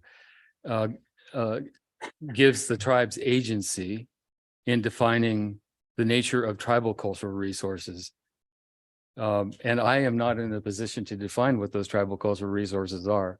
But you're what not I a hear the tribal tribe saying today, I think Ollie and Robert were both very effective in that they perceive the foreign fills containing cultural deposits, cultural materials as a TCR. So I wanted you to be aware that that is the distinction here. And for clarity, earlier in your report, you indicated that some of the fill you estimated came in one instance, the Ogulin Canyon site, based on the geology Yeah. and your understanding of that. There were similarities.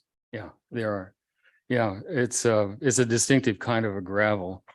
And I've been up to that quarry to have a look, and there are artifacts all the way. The gravels are infused with artifacts. Say again? What depth of fill is down? The fills vary. When Austin built, when Austin installed the ball field across the street from us in 1927. By the way, if you guys don't know, just so you're aware that you're approaching the 100-year anniversary of the invention of the city of Clear Lake. And Charles Austin was a guy from San Francisco who created the city by building the park and the homes on the tree streets. There was nothing here but that. And when he built the park, he hauled in soil to fill in the park and put in a ball field. And he hauled in gravel to build the beach over there. And I've augured through that gravel, and underneath that gravel is black Clear Lake mud from the original shoreline tule bed that used to be there. He filled in and exterminated the tule bed and extended that out. So he reconfigured this landscape, and including channelizing Kulbadai Creek to its current extent. And so there are, that, and that's just the start, right? I mean, the city is full of events like that happened after 1927. Yeah. So the transport of materials are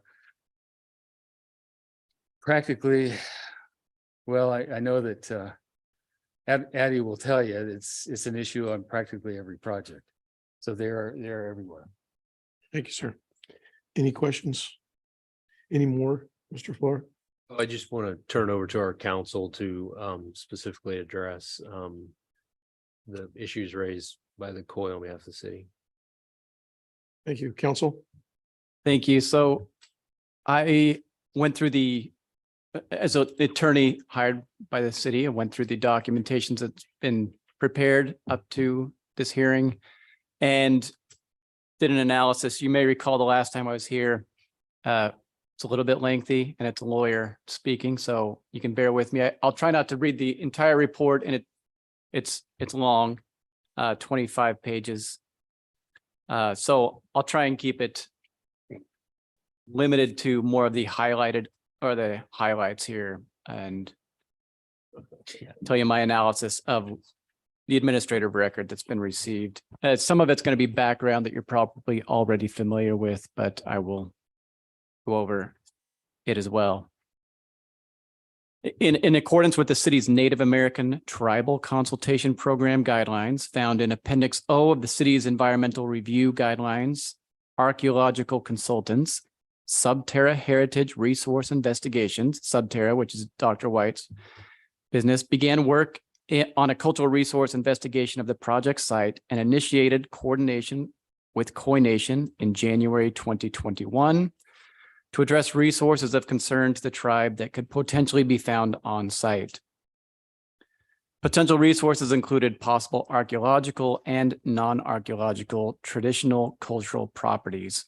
Although the Khoi expressed concern that there may be burial sites in the project area, an extensive field investigation that took place over the course of 3 days from February 22nd to 24th, 2021, did not reveal any resources in the location that was purported to contain burials. Khoi representatives were present and participated throughout the course of the field investigation. During the course of the field investigation, 38 backhoe trench probes were dug throughout the project site. These trench probes were approximately 2 feet wide, between 8 and 12 feet long, and dug to a maximum depth of between 4 to 8.5 feet.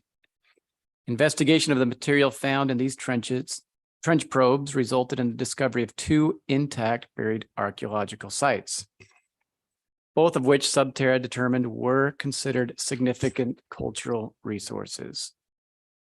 The first one was found buried at depths of 16 to 32 inches. The second was found at a depth of 20 to 28 inches, both below what is considered to be maximum 19th and 20th century plow depth. Throughout the site, obsidian artifacts were found in association with remote fill that had been dumped on site, and Subterra determined that these redeposits did not constitute cultural resources. According to the report, the city redesigned the project to eliminate any effects on these significant cultural sites. Khoi representatives approved the redesign. The city and Khoi entered into Assembly Bill, that's AB 52, tribal consultation for the project. This is separate from what's already happened. An in-person consultation occurred beginning on March 9th, 2022. After circulating the MND for comment and review, the city received an email from Khoi representative and Tribal Historic Preservation Officer Robert Geary requesting further AB 52 consultation, and the city subsequently received written comments from the tribe regarding the adequacy of the MND on September 2nd, 2022. The City Planning Commission held an initial hearing for the project in September 2022, but did not make a determination on the project at that time. The city and the Khoi subsequently re-engaged in AB 52 consultation and met on October 12th, 2022 and October 20th, 2022 to take part in good faith consultation regarding the project's potential impacts on tribal cultural resources. Although the city and the tribe met in good faith and with reasonable effort, they were ultimately unable to reach a mutual agreement regarding further avoidance and or mitigation measures for the project's potential impacts on TCR. Nevertheless, the city amended the MND to include supplemental mitigation measures recommended by the Khoi to further ensure protection of TCR. The city officially ended AB 52 tribal negotiations via letter on March 21st, 2023. The City Planning Commission approved the project April 25th, 2023, and Khoi appealed. That's what this hearing is. In their attached letter to the mayor and council members, the Khoi cited a number of deficiencies in the city's environmental review for the project, and in addition to a number of amendments to the project's mitigation measures, requested that an environmental impact report be prepared. So skip a little bit forward. I'll read to you the definition of TCR. So that was kind of mentioned briefly. This is in the Public Resources Code, section 21074. Tribal cultural resources are either of the following: sites, features, places, cultural landscapes, sacred places, and objects with cultural value to a California Native American tribe that are either of the following: A, or 1, included or determined to be eligible for inclusion in the California Register of Historical Resources, or 2, included in a local register of historical resources as defined in another subdivision. Now, or it could be this: a tribal cultural resource could be, if it doesn't meet what I just read, it also could be a resource determined by the lead agency in its discretion and supported by substantial evidence to be significant pursuant to criteria set forth in another section.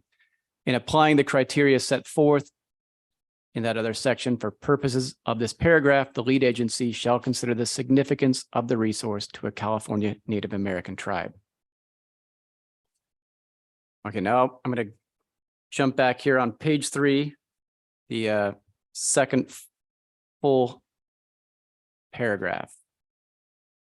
For all projects where notice of preparation is filed for an MND, AB 52 requires the lead agency to consult with any California Native American tribe traditionally and culturally affiliated with the geographic area of the proposed project, if requested by such a tribe upon notice of the proposed project.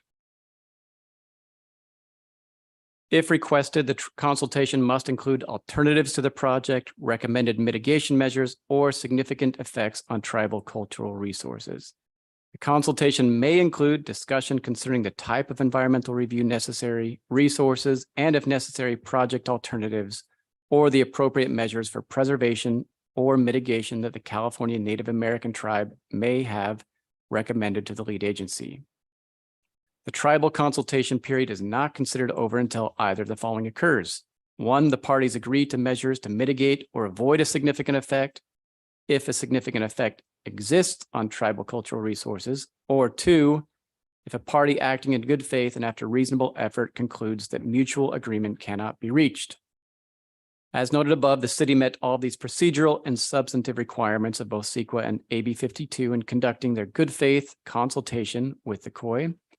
The city met with the COI representatives on numerous occasions, and although the parties were unable to reach total agreement, the city made numerous concessions to the tribe by adding TCR-specific mitigation measures to the MND, as well as other conditions of approval to the project at the COI's behest. As noted previously, the project's impact to TCR was already less than significant with the existing mitigation. Nevertheless, the city added these additional mitigation measures and conditions as a token of good faith in respect to the COI. Despite good faith and reasonable efforts, the city concluded that mutual agreement on this particular project could not be reached and ended AB 52 tribal consultation on March 21st, 2023. So that's kind of the background of the consultation process that occurred. Now I'll go into some explanation as to the legal standard on a mitigated negative declaration and the fair argument standard. The city's decision to issue a negative declaration is reviewed for prejudicial abuse of discretion under the fair argument standard. A party who challenges a lead agency's adoption of an MND bears the burden of identifying in the record substantial evidence of a fair argument on the environment that would not be mitigated. Substantial evidence includes fact, a reasonable assumption predicated upon fact, or expert opinion supported by fact, but not argument, speculation, unsubstantiated opinion, or narrative. Evidence which is clearly inaccurate or erroneous, or evidence of social or economic impacts. Mere allegations of significant impact in the absence of substantial evidence are not enough to trigger an EIR. Expert opinion that lacks factual foundation is not substantial evidence, and predictions of significant impacts alone are insufficient absent significant impacts in the record supporting a fair argument. Courts must give an agency the benefit of a doubt on any legitimate disputed issues of credibility in determining whether particular evidence is substantial. The absence of substantial evidence of an environmental impact does not necessarily create a fair argument that the impact is significant. The burden of proof remains on the challenging party to demonstrate by citation to the record the existence of substantial evidence supporting a fair argument of significant environmental impact. Now, that's the standard we're looking at here. Now I'll go through what's kind of been alleged and responses. In both the appeal letter and the September 2nd, 2022 letter, the COI contend that there are TCRs on the project site that have not been accounted for in the MND, and that the mitigation measures that have been adopted for the project are inadequate. In making these allegations, the tribe states that it has presented substantial evidence of TCRs on site that would require the preparation of an EIR. Tribe points to numerous prehistoric archaeological sites and waterways that are next to and/or inside the project site that were identified in Robert Geary's email, the presence of a water source on or near the project, which is culturally important because it contains the Clearlake hitch-chi fish, the tribal cultural significance of the Burns Valley generally, and an archaeological report, the Parker report, that determined, among other things, that the two sites identified as culturally significant in the Subterra report were in fact one contiguous archaeological site. While there's little doubt that there is evidence of TCR both on and around the project site, the main source of contention between the tribe and the city is with regard to what may be considered TCR, where TCR is located on site, and the adequacy of the city's proposed mitigation of those sites. Okay, so I already read the definition of what a TCR is, which is that next paragraph. So I'll skip down the next paragraph, which is second paragraph on that page. The Subterra report, CRI report, determined that the first and second sensitive sites, were both culturally significant sites that were potentially eligible for inclusion in the California Register of Historic Places under Public Resources Code section. As both of those sites are considered TCR under Public Resources Code, or as such, both are considered TCR. In response to these discoveries, the city changed the project siting and proposed mitigation measures in the MND to ensure that there would be no significant impact to those sites. These mitigation measures are in accordance with those provided by statute. The relevant mitigation measures for reducing the project impact on TCR are provided in this report, also in the MND. Subterra's report does not consider previously disturbed remote fill that contains crushed obsidian and other excavation spoils or redeposits to constitute cultural resources. Given that these spoils, including obsidian artifacts that were found on site, are not eligible for inclusion as a historical resource, as defined under Public Resources Code, section 21074A1, the determination of whether to classify these types of objects as TCR is within the discretion of the lead agency and must be supported by substantial evidence. The city, in accordance with the findings in the CRI Subterra report, do not believe that there is substantial evidence to conclude that these redeposited artifacts are eligible for inclusion in the historic register and therefore are not considered TCR under section 21074A2. The COI, however, contend that the entire project area represents TCR in large part due to the findings in the Parker report that found no break in surface artifacts scattered between the two site areas reported in the CRI report, and that these two sites are in fact a single site with areas of artifact concentration. Although COI monitors were directly engaged in the identification and boundary determination for the two sites and concurred on the identification of the sites, the COI now asserts that the Parker report undercuts Subterra's findings. COI contend that, among other things, the findings in the Parker report contain substantial evidence of a fair argument that TCR on the project site will not be fully mitigated to a less than significant level. Under CEQA, a lead agency may not weigh conflicting substantial evidence to determine whether an EIR must be prepared And it is the function of an EIR, not a negative declaration, to resolve conflicting claims based on substantial evidence as to the environmental effects of a project. Nevertheless, while the city is not allowed to weigh the veracity of Subterra report's findings against those that are found in the Parker report, expert opinion that lacks factual foundation or is speculative or clearly inaccurate does not represent substantial evidence. Here, the Parker report's author, John Parker, PhD, entered the project area at the behest of the COI and without any accompaniment from the tribe or authorization from the city. After finding a number of obsidian artifacts on the ground in between Site 1 and Site 2, Dr. Parker concluded that these surface finds suggested that the two sites may be a single site with areas of artifact concentration. Dr. Parker, however, did not buttress these claims in any way, such as by conducting subsurface probes. This lack of support is important considering the fact that Subterra discovered the intact sites buried at depths of 16 to 32 inches and also conducted subsurface probes between the two sites in the area that Dr. Parker found his surface artifact scatter. Subterra's subsurface probes between the two sites found nothing beneath the soil. Thus, Dr. Parker's conclusions are speculative, lack support, and are erroneous. Because of these deficiencies in the Parker report, it does not represent substantial evidence of a fair argument that there will be unmitigated impacts to TCR on the project site. Further, to the extent that the Parker report considers excavation spoils or redeposits of obsidian artifacts significant cultural resources, as discussed above, the city in its discretion may determine that these types of artifacts do not constitute TCR.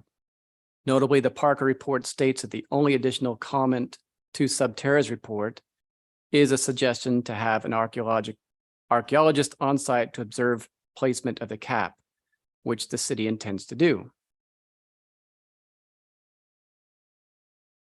Subterra's report fully documents, acknowledges, identifies, and maps locations in the Burns Valley Sports Complex parcel where foreign fills containing geological and cultural obsidian fragments were placed during the 20th century.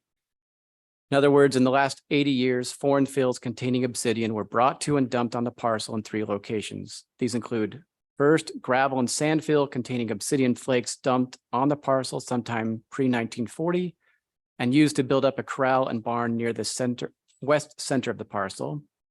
Second, a demolition debris fill sack containing primarily geological and some cultural obsidian dumped in the southeast corner of the parcel and derived from construction of the adjacent shopping mall.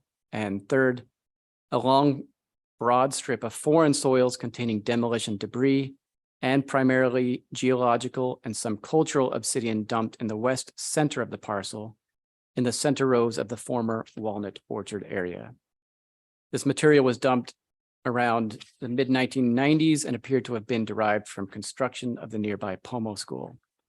Dr. Parker's report failed to recognize, acknowledge, or account for these sources of foreign fill.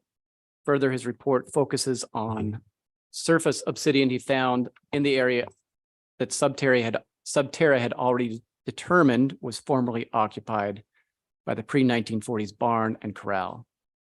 Dr. Parker claims that the surface obsidian represents an undocumented extension of one or both of the sites identified in Subterra's report.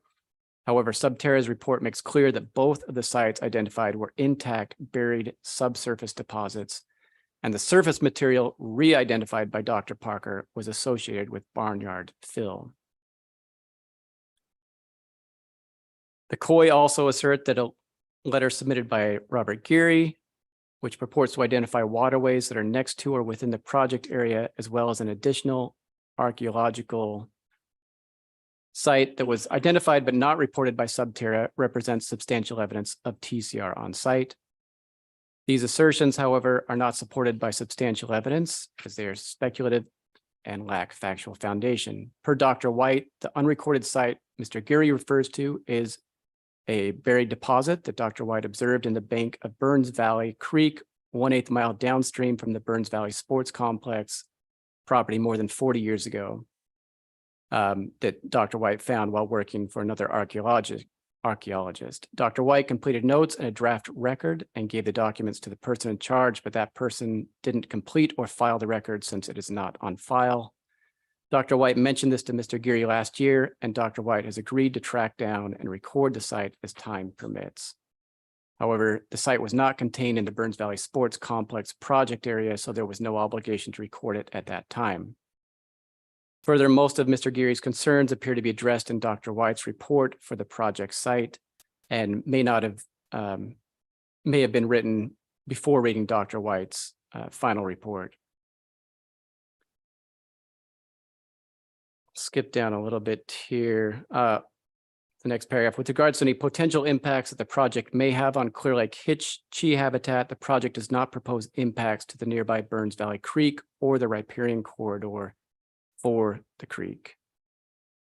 Now, there are numerous mitigation measures. I won't go read all of them. On the next few pages, the mitigation measures that were agreed to originally, and then if you get to page 10, there were additional mitigation measures that were added after consultation with the tribe.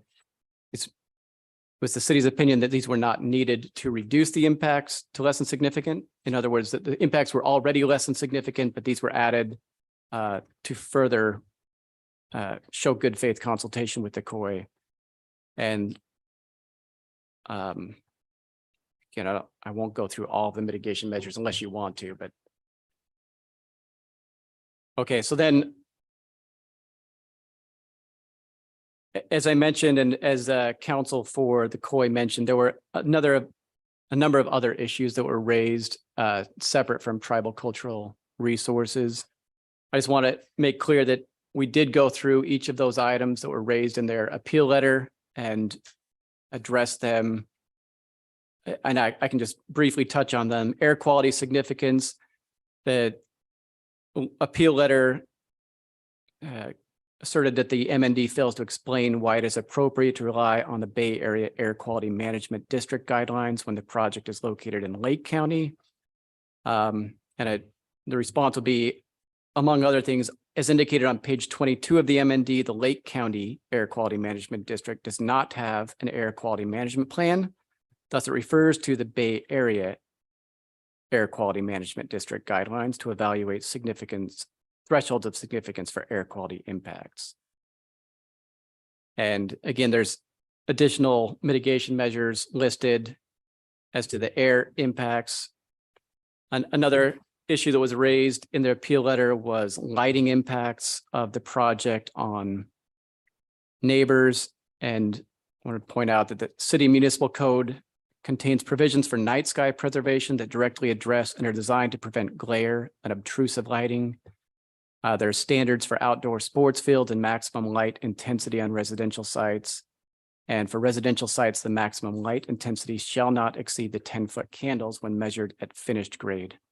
So there was mitigation, and there are existing laws that address lighting impacts. Another issue that was raised was noise impacts from speakers. And wanted to point out that the noise study that was done in the MND explicitly discusses the proposed project's sports complex and any potential impact noise from events that the project may have on nearby residents.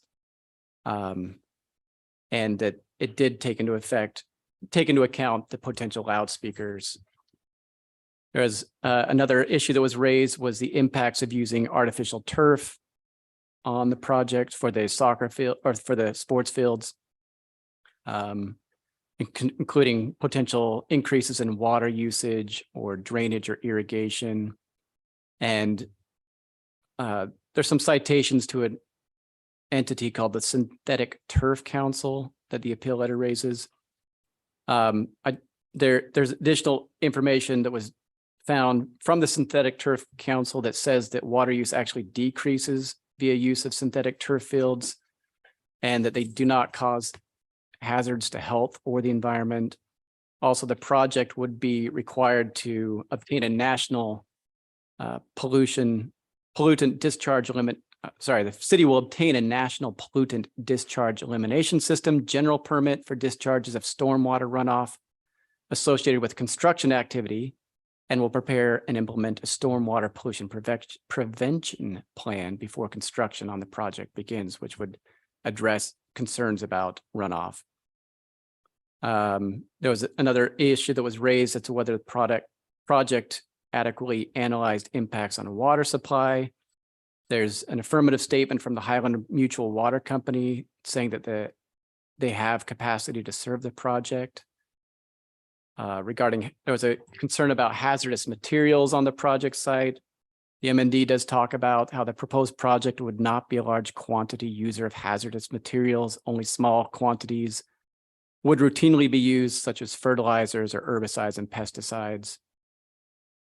There was a concern raised about whether the bats, the lights on the sports field might impact bats. Biologists address this via mitigation measures, that there would be a qualified biologist to survey all suitable roosting habitat within the project area, and a bat management plan would be prepared to make sure there were no significant impacts on bats. Another issue that was raised was wildlife migration impacts, and the MND talks about how under existing conditions, the site provides limited migratory opportunities for terrestrial wildlife, so that impact would be less than significant. Another concern was raised about agricultural impacts. The site is zoned mixed use and does not allow agricultural uses. One more concern was raised in the appeal about traffic impacts and whether they were fully analyzed, and wanted to point out that there will be that the traffic impact did take into account all of the uses that would be part of the corporation yard, which would could potentially include maintenance crews, electric utility maintenance crews, street maintenance crews, et cetera. And then there was finally a concern, two more concerns. One was in the appeal about wildfire impacts, questioning whether the site was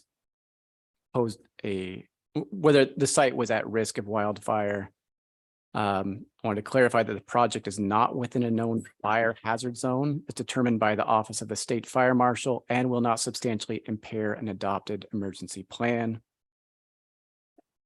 Then the other issue that was mentioned in the appeal letter was whether NEPA needs to be met. That's the National Environmental Policy Act.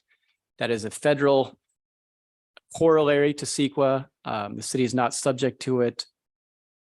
And NEPA does, although federal funding may or may not be applied to this project, it would not be the city's role to conduct the NEPA review. So that's the lengthy report, but I'm happy to answer questions. Try to just get through it as quickly as possible. Thank you, sir. Mr. Floor. That's all unless you have a question. So it would just be appropriate to turn it back over to the COI for 5-minute rebuttal. Yes, sir. When you're ready. Any questions of staff at this time? Council members? At this point, it would be appropriate for the COI's 5-minute rebuttal.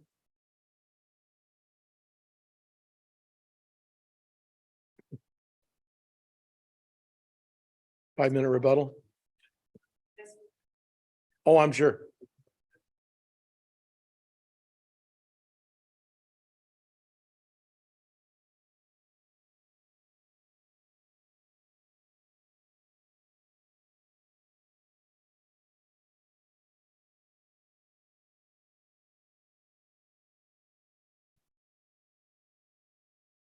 Yeah, again, William Chisholm, on behalf of the COI Nation, and thank you again for the opportunity to provide this brief rebuttal. As I think you've seen, we've received this evening 41 pages of some new materials, both legal analysis, changes to the MND. It's a little hard to completely comment upon those, and so that would be one point we would ask is to renew the request of Ms. Roberson that this be continued to allow for a full analysis of these new materials, including whether or not the new materials presented in the MND require recirculation of the MND. which would be a whole other issue, which we haven't had a chance, obviously, to look at since that was just made this evening, and there may well be that requirement. We would submit that in terms of the consultation that the council look at and consider the city's own consultation guidelines and whether those have been met. There's been nothing that's been said this evening that we think satisfy even the city's own requirements, and that material is within the record. I think it is important to note, as Dr. White has said, there is a distinction between historic, scientific, heritage resources and tribal cultural resources. Dr. White has commented extensively on historic heritage resources, which we appreciate. There's a distinction, though, between the tribal cultural resources.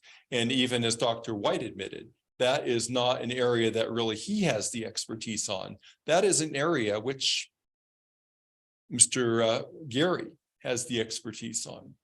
And that's been recognized by the state legislature.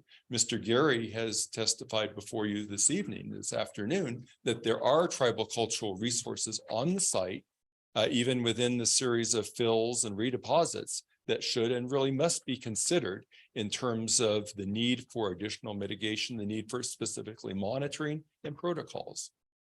We appreciate the city has adopted protocols and has provided for mitigation on the 2 sites that have been identified by Dr. White. We're not ignoring that. We certainly appreciate that. But unfortunately, the site's bigger. The project site is bigger than those 2 sites, and the larger issue needs to be considered. It's even more so troubling when within the past couple of weeks, there have been disking of the site, including areas that are within these 2 specific sites identified by Dr. White, included within the mitigation and monitoring plan. There was site disturbing activity occurring within those where the city did not file or follow its own consultation and mitigation guidelines and protocols. So it's vital that there be further consultation to make sure that the TCR is protected. The tribe is not against the project. It's not asking that the project go away. It's not asking that the site be fenced off and put off limits for always and ever. You've heard members of the tribe talk about how they look forward to the site. They look forward to it being there. There's the need for the recreation site. However, it's also just as important that the rules of CEQA be followed, that there be sufficient mitigation, monitoring, consultation. That can occur. That has started. And if it's continued, it's likely to occur. As the former planning commissioner stated, there are ways to deal with things short of litigation, ways to deal with things short of EIRs. We ask that that be given another further opportunity to get this done for the betterment of the community. That is what we ask. We're not asking, say, we want litigation. We're not saying we want an EIR. That's certainly an option. But the better option is, let's continue this. Give us a chance to look over what was presented today, and let's give a chance for dialogue to continue so that we can work together and make this project a reality while at the same time acknowledging and respecting the TCRs that are on site, whether they be there in the ground, whether they be there from redeposits. From the tribal perspective, that's not the consideration. The tribal one, how they got there, whether they're in the ground, redeposit or whatnot. But let's work to address those. So that would be our preference. Let's continue this. Let's get this resolved. Thank you. Thank you for your comments, sir. With that, I'd like to have a motion to close the public hearing for deliberation. I'll move that we close the public hearing. Second. I have a motion by Councilmember Slotin and a second by Councilmember Overton to close the public hearing. All those in favor say aye. Aye. Aye. Opposed? None. Passes unanimously.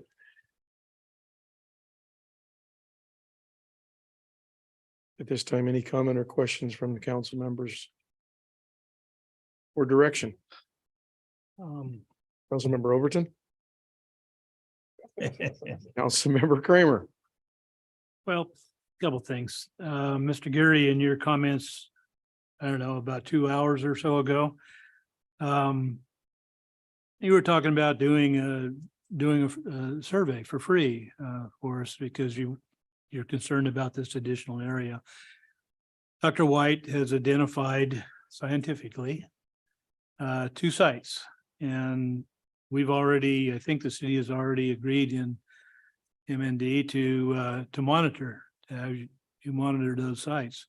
I understand your concerns on a tribal cultural resource basis, which goes beyond, I still don't, you mentioned substantial evidence, but you never really quantified what that is to me. But that aside, would you be willing to provide monitors at your cost on the rest of the site? And then we'll pay for the monitors. This is just my question, and not, I'm only one of five here. But that may go a ways to help us get through this thing. So rather than asking or posing a question to Mr. Gary as a Well, prior to witness, Mr. Beltran probably is to the COI. tribal chairman.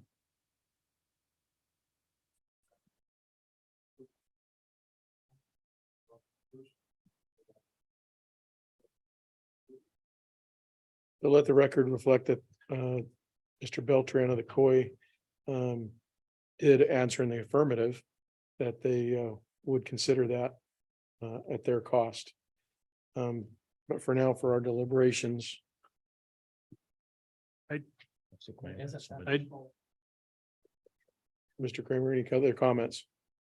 Well, I tend to agree that there's a heck of a lot of new information here that I'd could maybe take a little more time to absorb.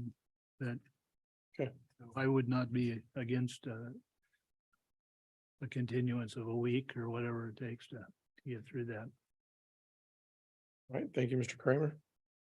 By the way, Mr. Gary, I did play baseball and football with some of your relatives. Mr. Slotin. I've been looking through the draft, the red line draft that was provided by the COI attorney. And there seems to be a lot of things that seems kind of more wording than actually substance. But the part that the city cannot do, in my opinion, is to take control away from the city and let the tribe be the deciding factor. I don't think we can agree on that ever. So if there are some there's I kind of went through this and said, yeah, no problem, no. When we have to when we lose control of the project, that we cannot do. For the rest, I think there might be some areas that we can look through these red line things and come to a conclusion and move forward. But like I said, the one part that I feel we cannot do is have no control over. It's our project, it's our money. Although Mr. Beltran is graciously provide some additional funds to do monitoring on the rest of the site. That's the only really comment I have. And there are some other things that kind of bother me, but I don't want to talk about it today. Thanks. Ms. Overton. Okay, so the biggest thing about this whole project has been the monitoring. We have just got approval that they will absorb that portion of the monitoring that we were not going to pay for. So now what is the problem? Nothing? I think That kind of takes, well, we can't be, we know that that's not going to happen. Some rewording in some of the documentation is from what I can see here, they want some rewording, and I agree, we cannot let control go away from the city. So some rewording, is there something in here that you think you can reword? Because that, well, there's a lot of it is outside of the few things you've mentioned and the monitoring. So, I mean, that was the biggest thing here. So it seems like we've kind of come to the conclusion the monitoring is going to be covered. So with what we're going to automatically pay for and what they've offered to do. So that's not a problem anymore. So it's just some wording. So Well, It's just and- some wording, correct? It's just some wording now in the proposal. I mean, we're definitely not going to let loose of the control. I mean, we Miss- can't, it's public funds going into it. We can't let loose of the control. That's a no brainer, but some of the wording in here, if it needed to be reworded a little differently. I mean, I don't really see a problem with some of that. So how do we want to go about this, I guess, is more the. Okay, Mr. Fleur, Mr. Jones, I never saw anything really compelling that would take as lead agency from the city or was requested of the Khoi Nation. Did I miss something or is that your interpretation? No, I think there was some language about the lead agency maybe Okay. being removed. And so that is, I think, important language. I think Councilwoman Overton's point about the ground Okay. disturbance and monitoring is. I haven't had a is chance to huge. dig through all this that we just received. But there was some other language, Okay. I think, that we would want to work on with Thank you. regard to lead agency role. Thank you. Mr. Vice Mayor, any comments? So just so I'm clear with some of the mitigation measures, at this point, no cultural soil will be removed from the site, correct? That's what the mitigation measures that were approved by the planning commission say. And then some of the surface artifacts scatter that has potentially been identified here, that doesn't rise to the level of CEQA and require us to have mitigation measures for that. That's my We understanding. don't correct? believe so. Okay. The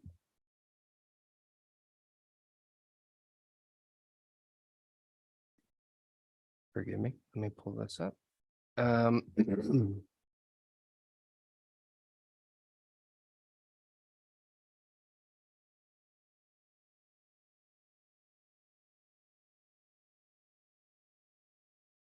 The tribal consultation standards, operating procedures and manual that we approved last month. In there, it included a paragraph near the end that says, in the event that the city receives a request for tribal monitoring after project approval, I'll skip ahead. Which may be just before or during construction, when tribal monitoring was not a mitigation measure as a condition of approval, the city shall not pay for tribal monitoring. However, the city will consider requests from interested tribes and to visit the project site, observe project activities on a voluntary basis, as long as the appropriate safety measures and a waiver of liability. Is that included in the mitigation measures at this point? Part of our. It's not. I mean, I think if this is a direction the council wants to go, we would probably come up with some language to specify Yeah. that. Yeah, I mean, that's speaking, I think, to a slightly different situation, but the overall intent behind it is the same as well. Well, yeah, I think it goes back to the intent here. I believe the city has taken pretty significant steps here to mitigate what we believe is known. There is a level of unknown here, and I'm incredibly sensitive to that. And I think if there is an opportunity for folks to participate and address some of this surface scatter in a way that the city can control safely, then I would be very much for that. I guess at this point in time, since we seem like we've, what would be if we approve? If you could just speak a little better in the Okay. mic. If Thanks. we approve this, can you work with the wording? Or is that something that we need to come back to later? In other Well, I words, mean, this is- that's entirely up to the council. I mean, there's obviously an array of options, but the tribe did say that the monitoring was the important thing. taking So care of. we could, ask them, but the sort of interpretation would be that if that's agreed upon to provide monitoring at their expense on the areas outside what we've determined to be sensitive, that part's covered. I don't know how important the other things are. I guess it's up to your determination on whether the existing mitigation measures with the language that's been proposed, in addition to the idea that Councilmember Kramer brought up, about adding that additional sort of voluntary monitoring, whether it meets the standard. And if you think that additional language changes are necessary in those mitigation measures to reduce some of those impacts to less than significant, then we could go through and look at those. So I guess my point is we could set those aside and approve the project. You could ask us to go through those now and say which ones we would recommend approving or not approving. You could continue to a later time and have that done in the interim. Ask a question of Mr. Beltran, are you, or Question I'm for the sorry. mayor, I think, but Mayor, may I? Well, Mr. Beltran, would you mind approaching the microphone so we can have it recorded? Thank you, sir. I appreciate your help.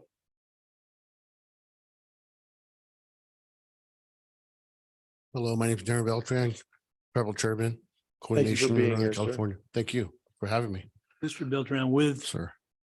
with what you've agreed upon, doing monitoring on the areas that you consider tribal cultural resources that even you've agreed, I believe, that you'll do the monitoring at your cost. What other things in here are in your mind? Things that still need to be agreed upon? Give me some idea, As far as whether we future, for this project. oh, for this project, So, because we're looking at either denying that appeal or approving it or come up with something. But if we can come to an agreement tonight, I'd say here another hour or two.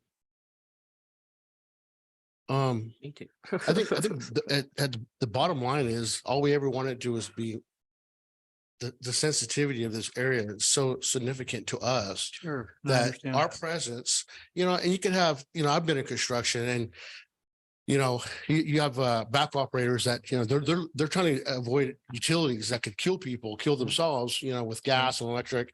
And even the best operators need a spotter. They all need spotters.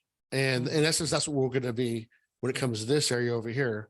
And all we want is to be included in the process.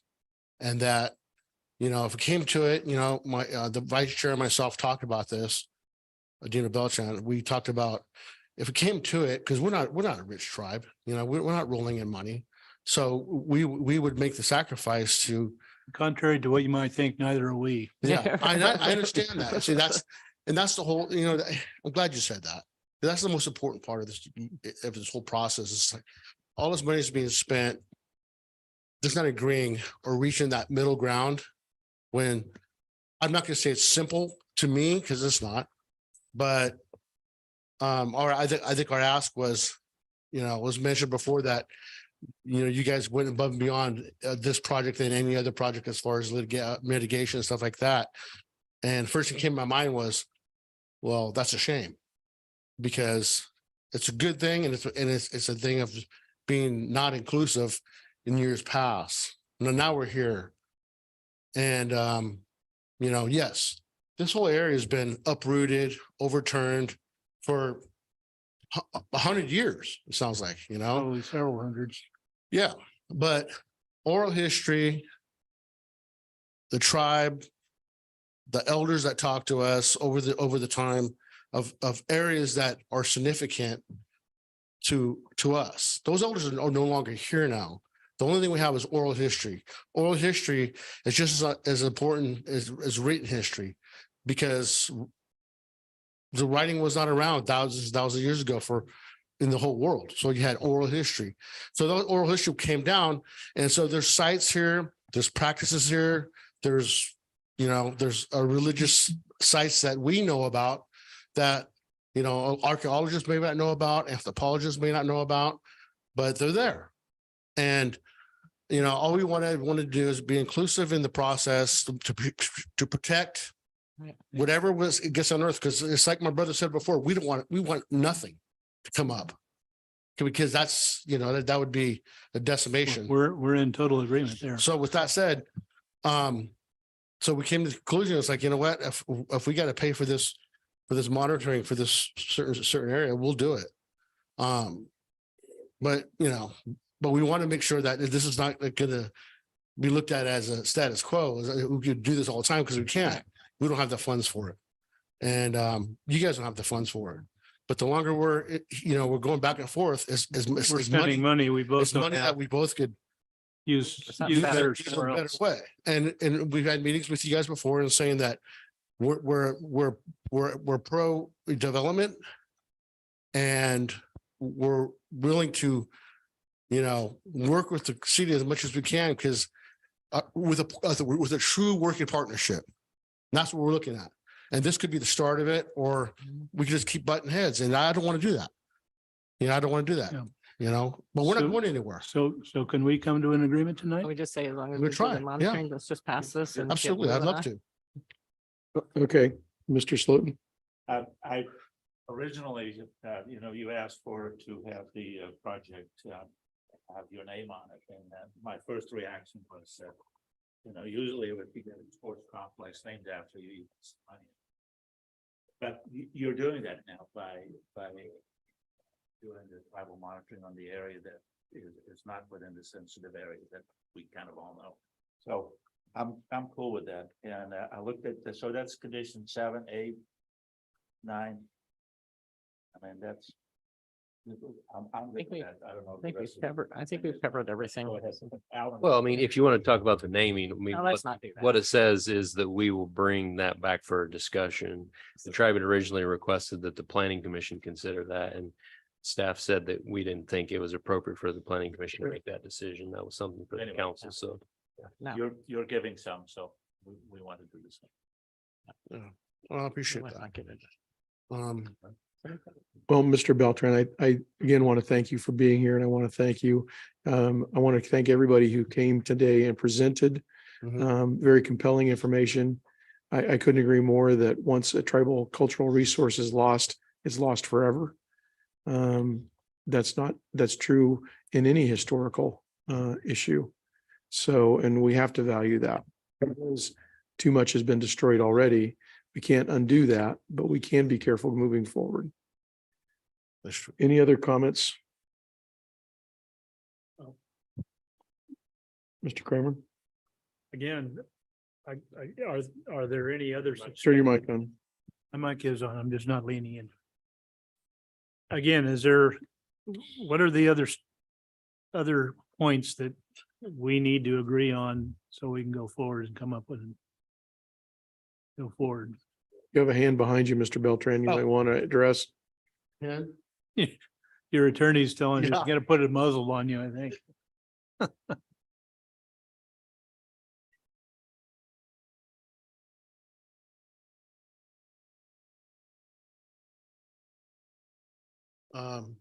Mrs. Robertson brought up a good subject.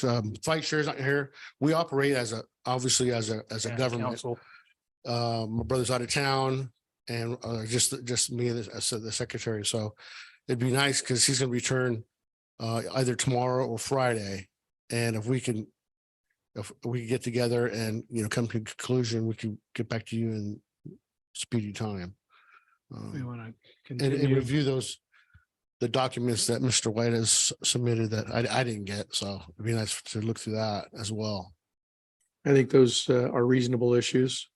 Any other comment by council? I would agree that we continue this for a week or do our next council Okay. meeting, whichever makes most sense. Next council meeting is next Thursday, right? Yeah, so it's next week. Does that Next afford week you from enough today. time, Mr. Beltran? Absolutely.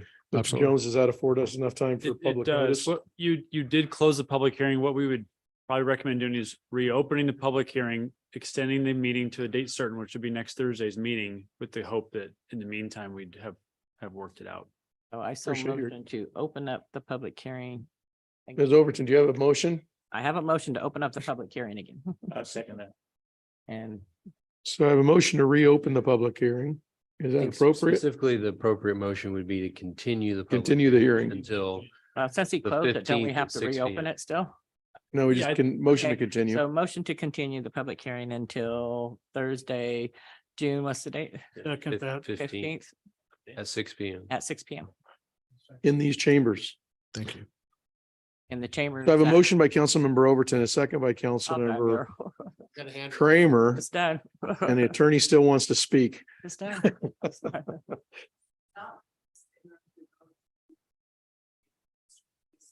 We would welcome a constructive suggestion. Come up. I'll give her the podium. It better be. Oh, you can stay there. Um, you have a real asset in Lisa Westwood. All parties trust her. And I would strongly encourage you to point her as a go-between for the next couple weeks because. or No, we're couple just going till days. next Thank you. Thursday. Is that Thursday. necessary? Next Yes. Thursday, we're done. Got Yeah, it. we're just changing some wording, so Got I it. don't think So- that's really necessary. I respect what Chairman Beltran is saying. We will take our direction from the tribal council. But there are a few tricky, sticky issues to work out kind of quickly. And so in order to get it done quickly, you might consider having Lisa help us do that. See that. That's up to us, I guess. Yeah, appreciate your recommendation. We'll take it under consideration. Well, I would just love the Mr. council Flora? know, since that was brought up, that the existing mitigation measures were developed by Miss Westwood in coordination with the tribe. So she was the one that developed them in the first place. Okay. Well, I appreciate Ms. Robinson's comments. Thank you, Mr. Flora. I have a motion. I have a second. Madam Clerk, do you have any questions about that motion? For the record? No, the record reflects that the motion is to continue the public hearing to June 15th, 23 at 6 PM here in the council chambers. And do we need a roll call vote or maybe we just vote? Voice vote is fine. Voice vote is fine. All those in favor? Aye. Any opposed? Motion passes. We have to get this back to them. I don't guys. even remember, what did I get from who? I very much would like to thank everyone who came. Dr. Yes, White, sir. thank you. Appreciate all those who This is all- testified. So this And goes we will back- reconvene on this item on Thursday of next week. Yeah. Pass down I- books, guys. The book, the book, The the book, books. the book. Easy there, tough guy. And make sure there's not our stuff that's in there. No, Russ has got his in his. Russ, we need you to put those things out of there, because this goes back to the. This goes back to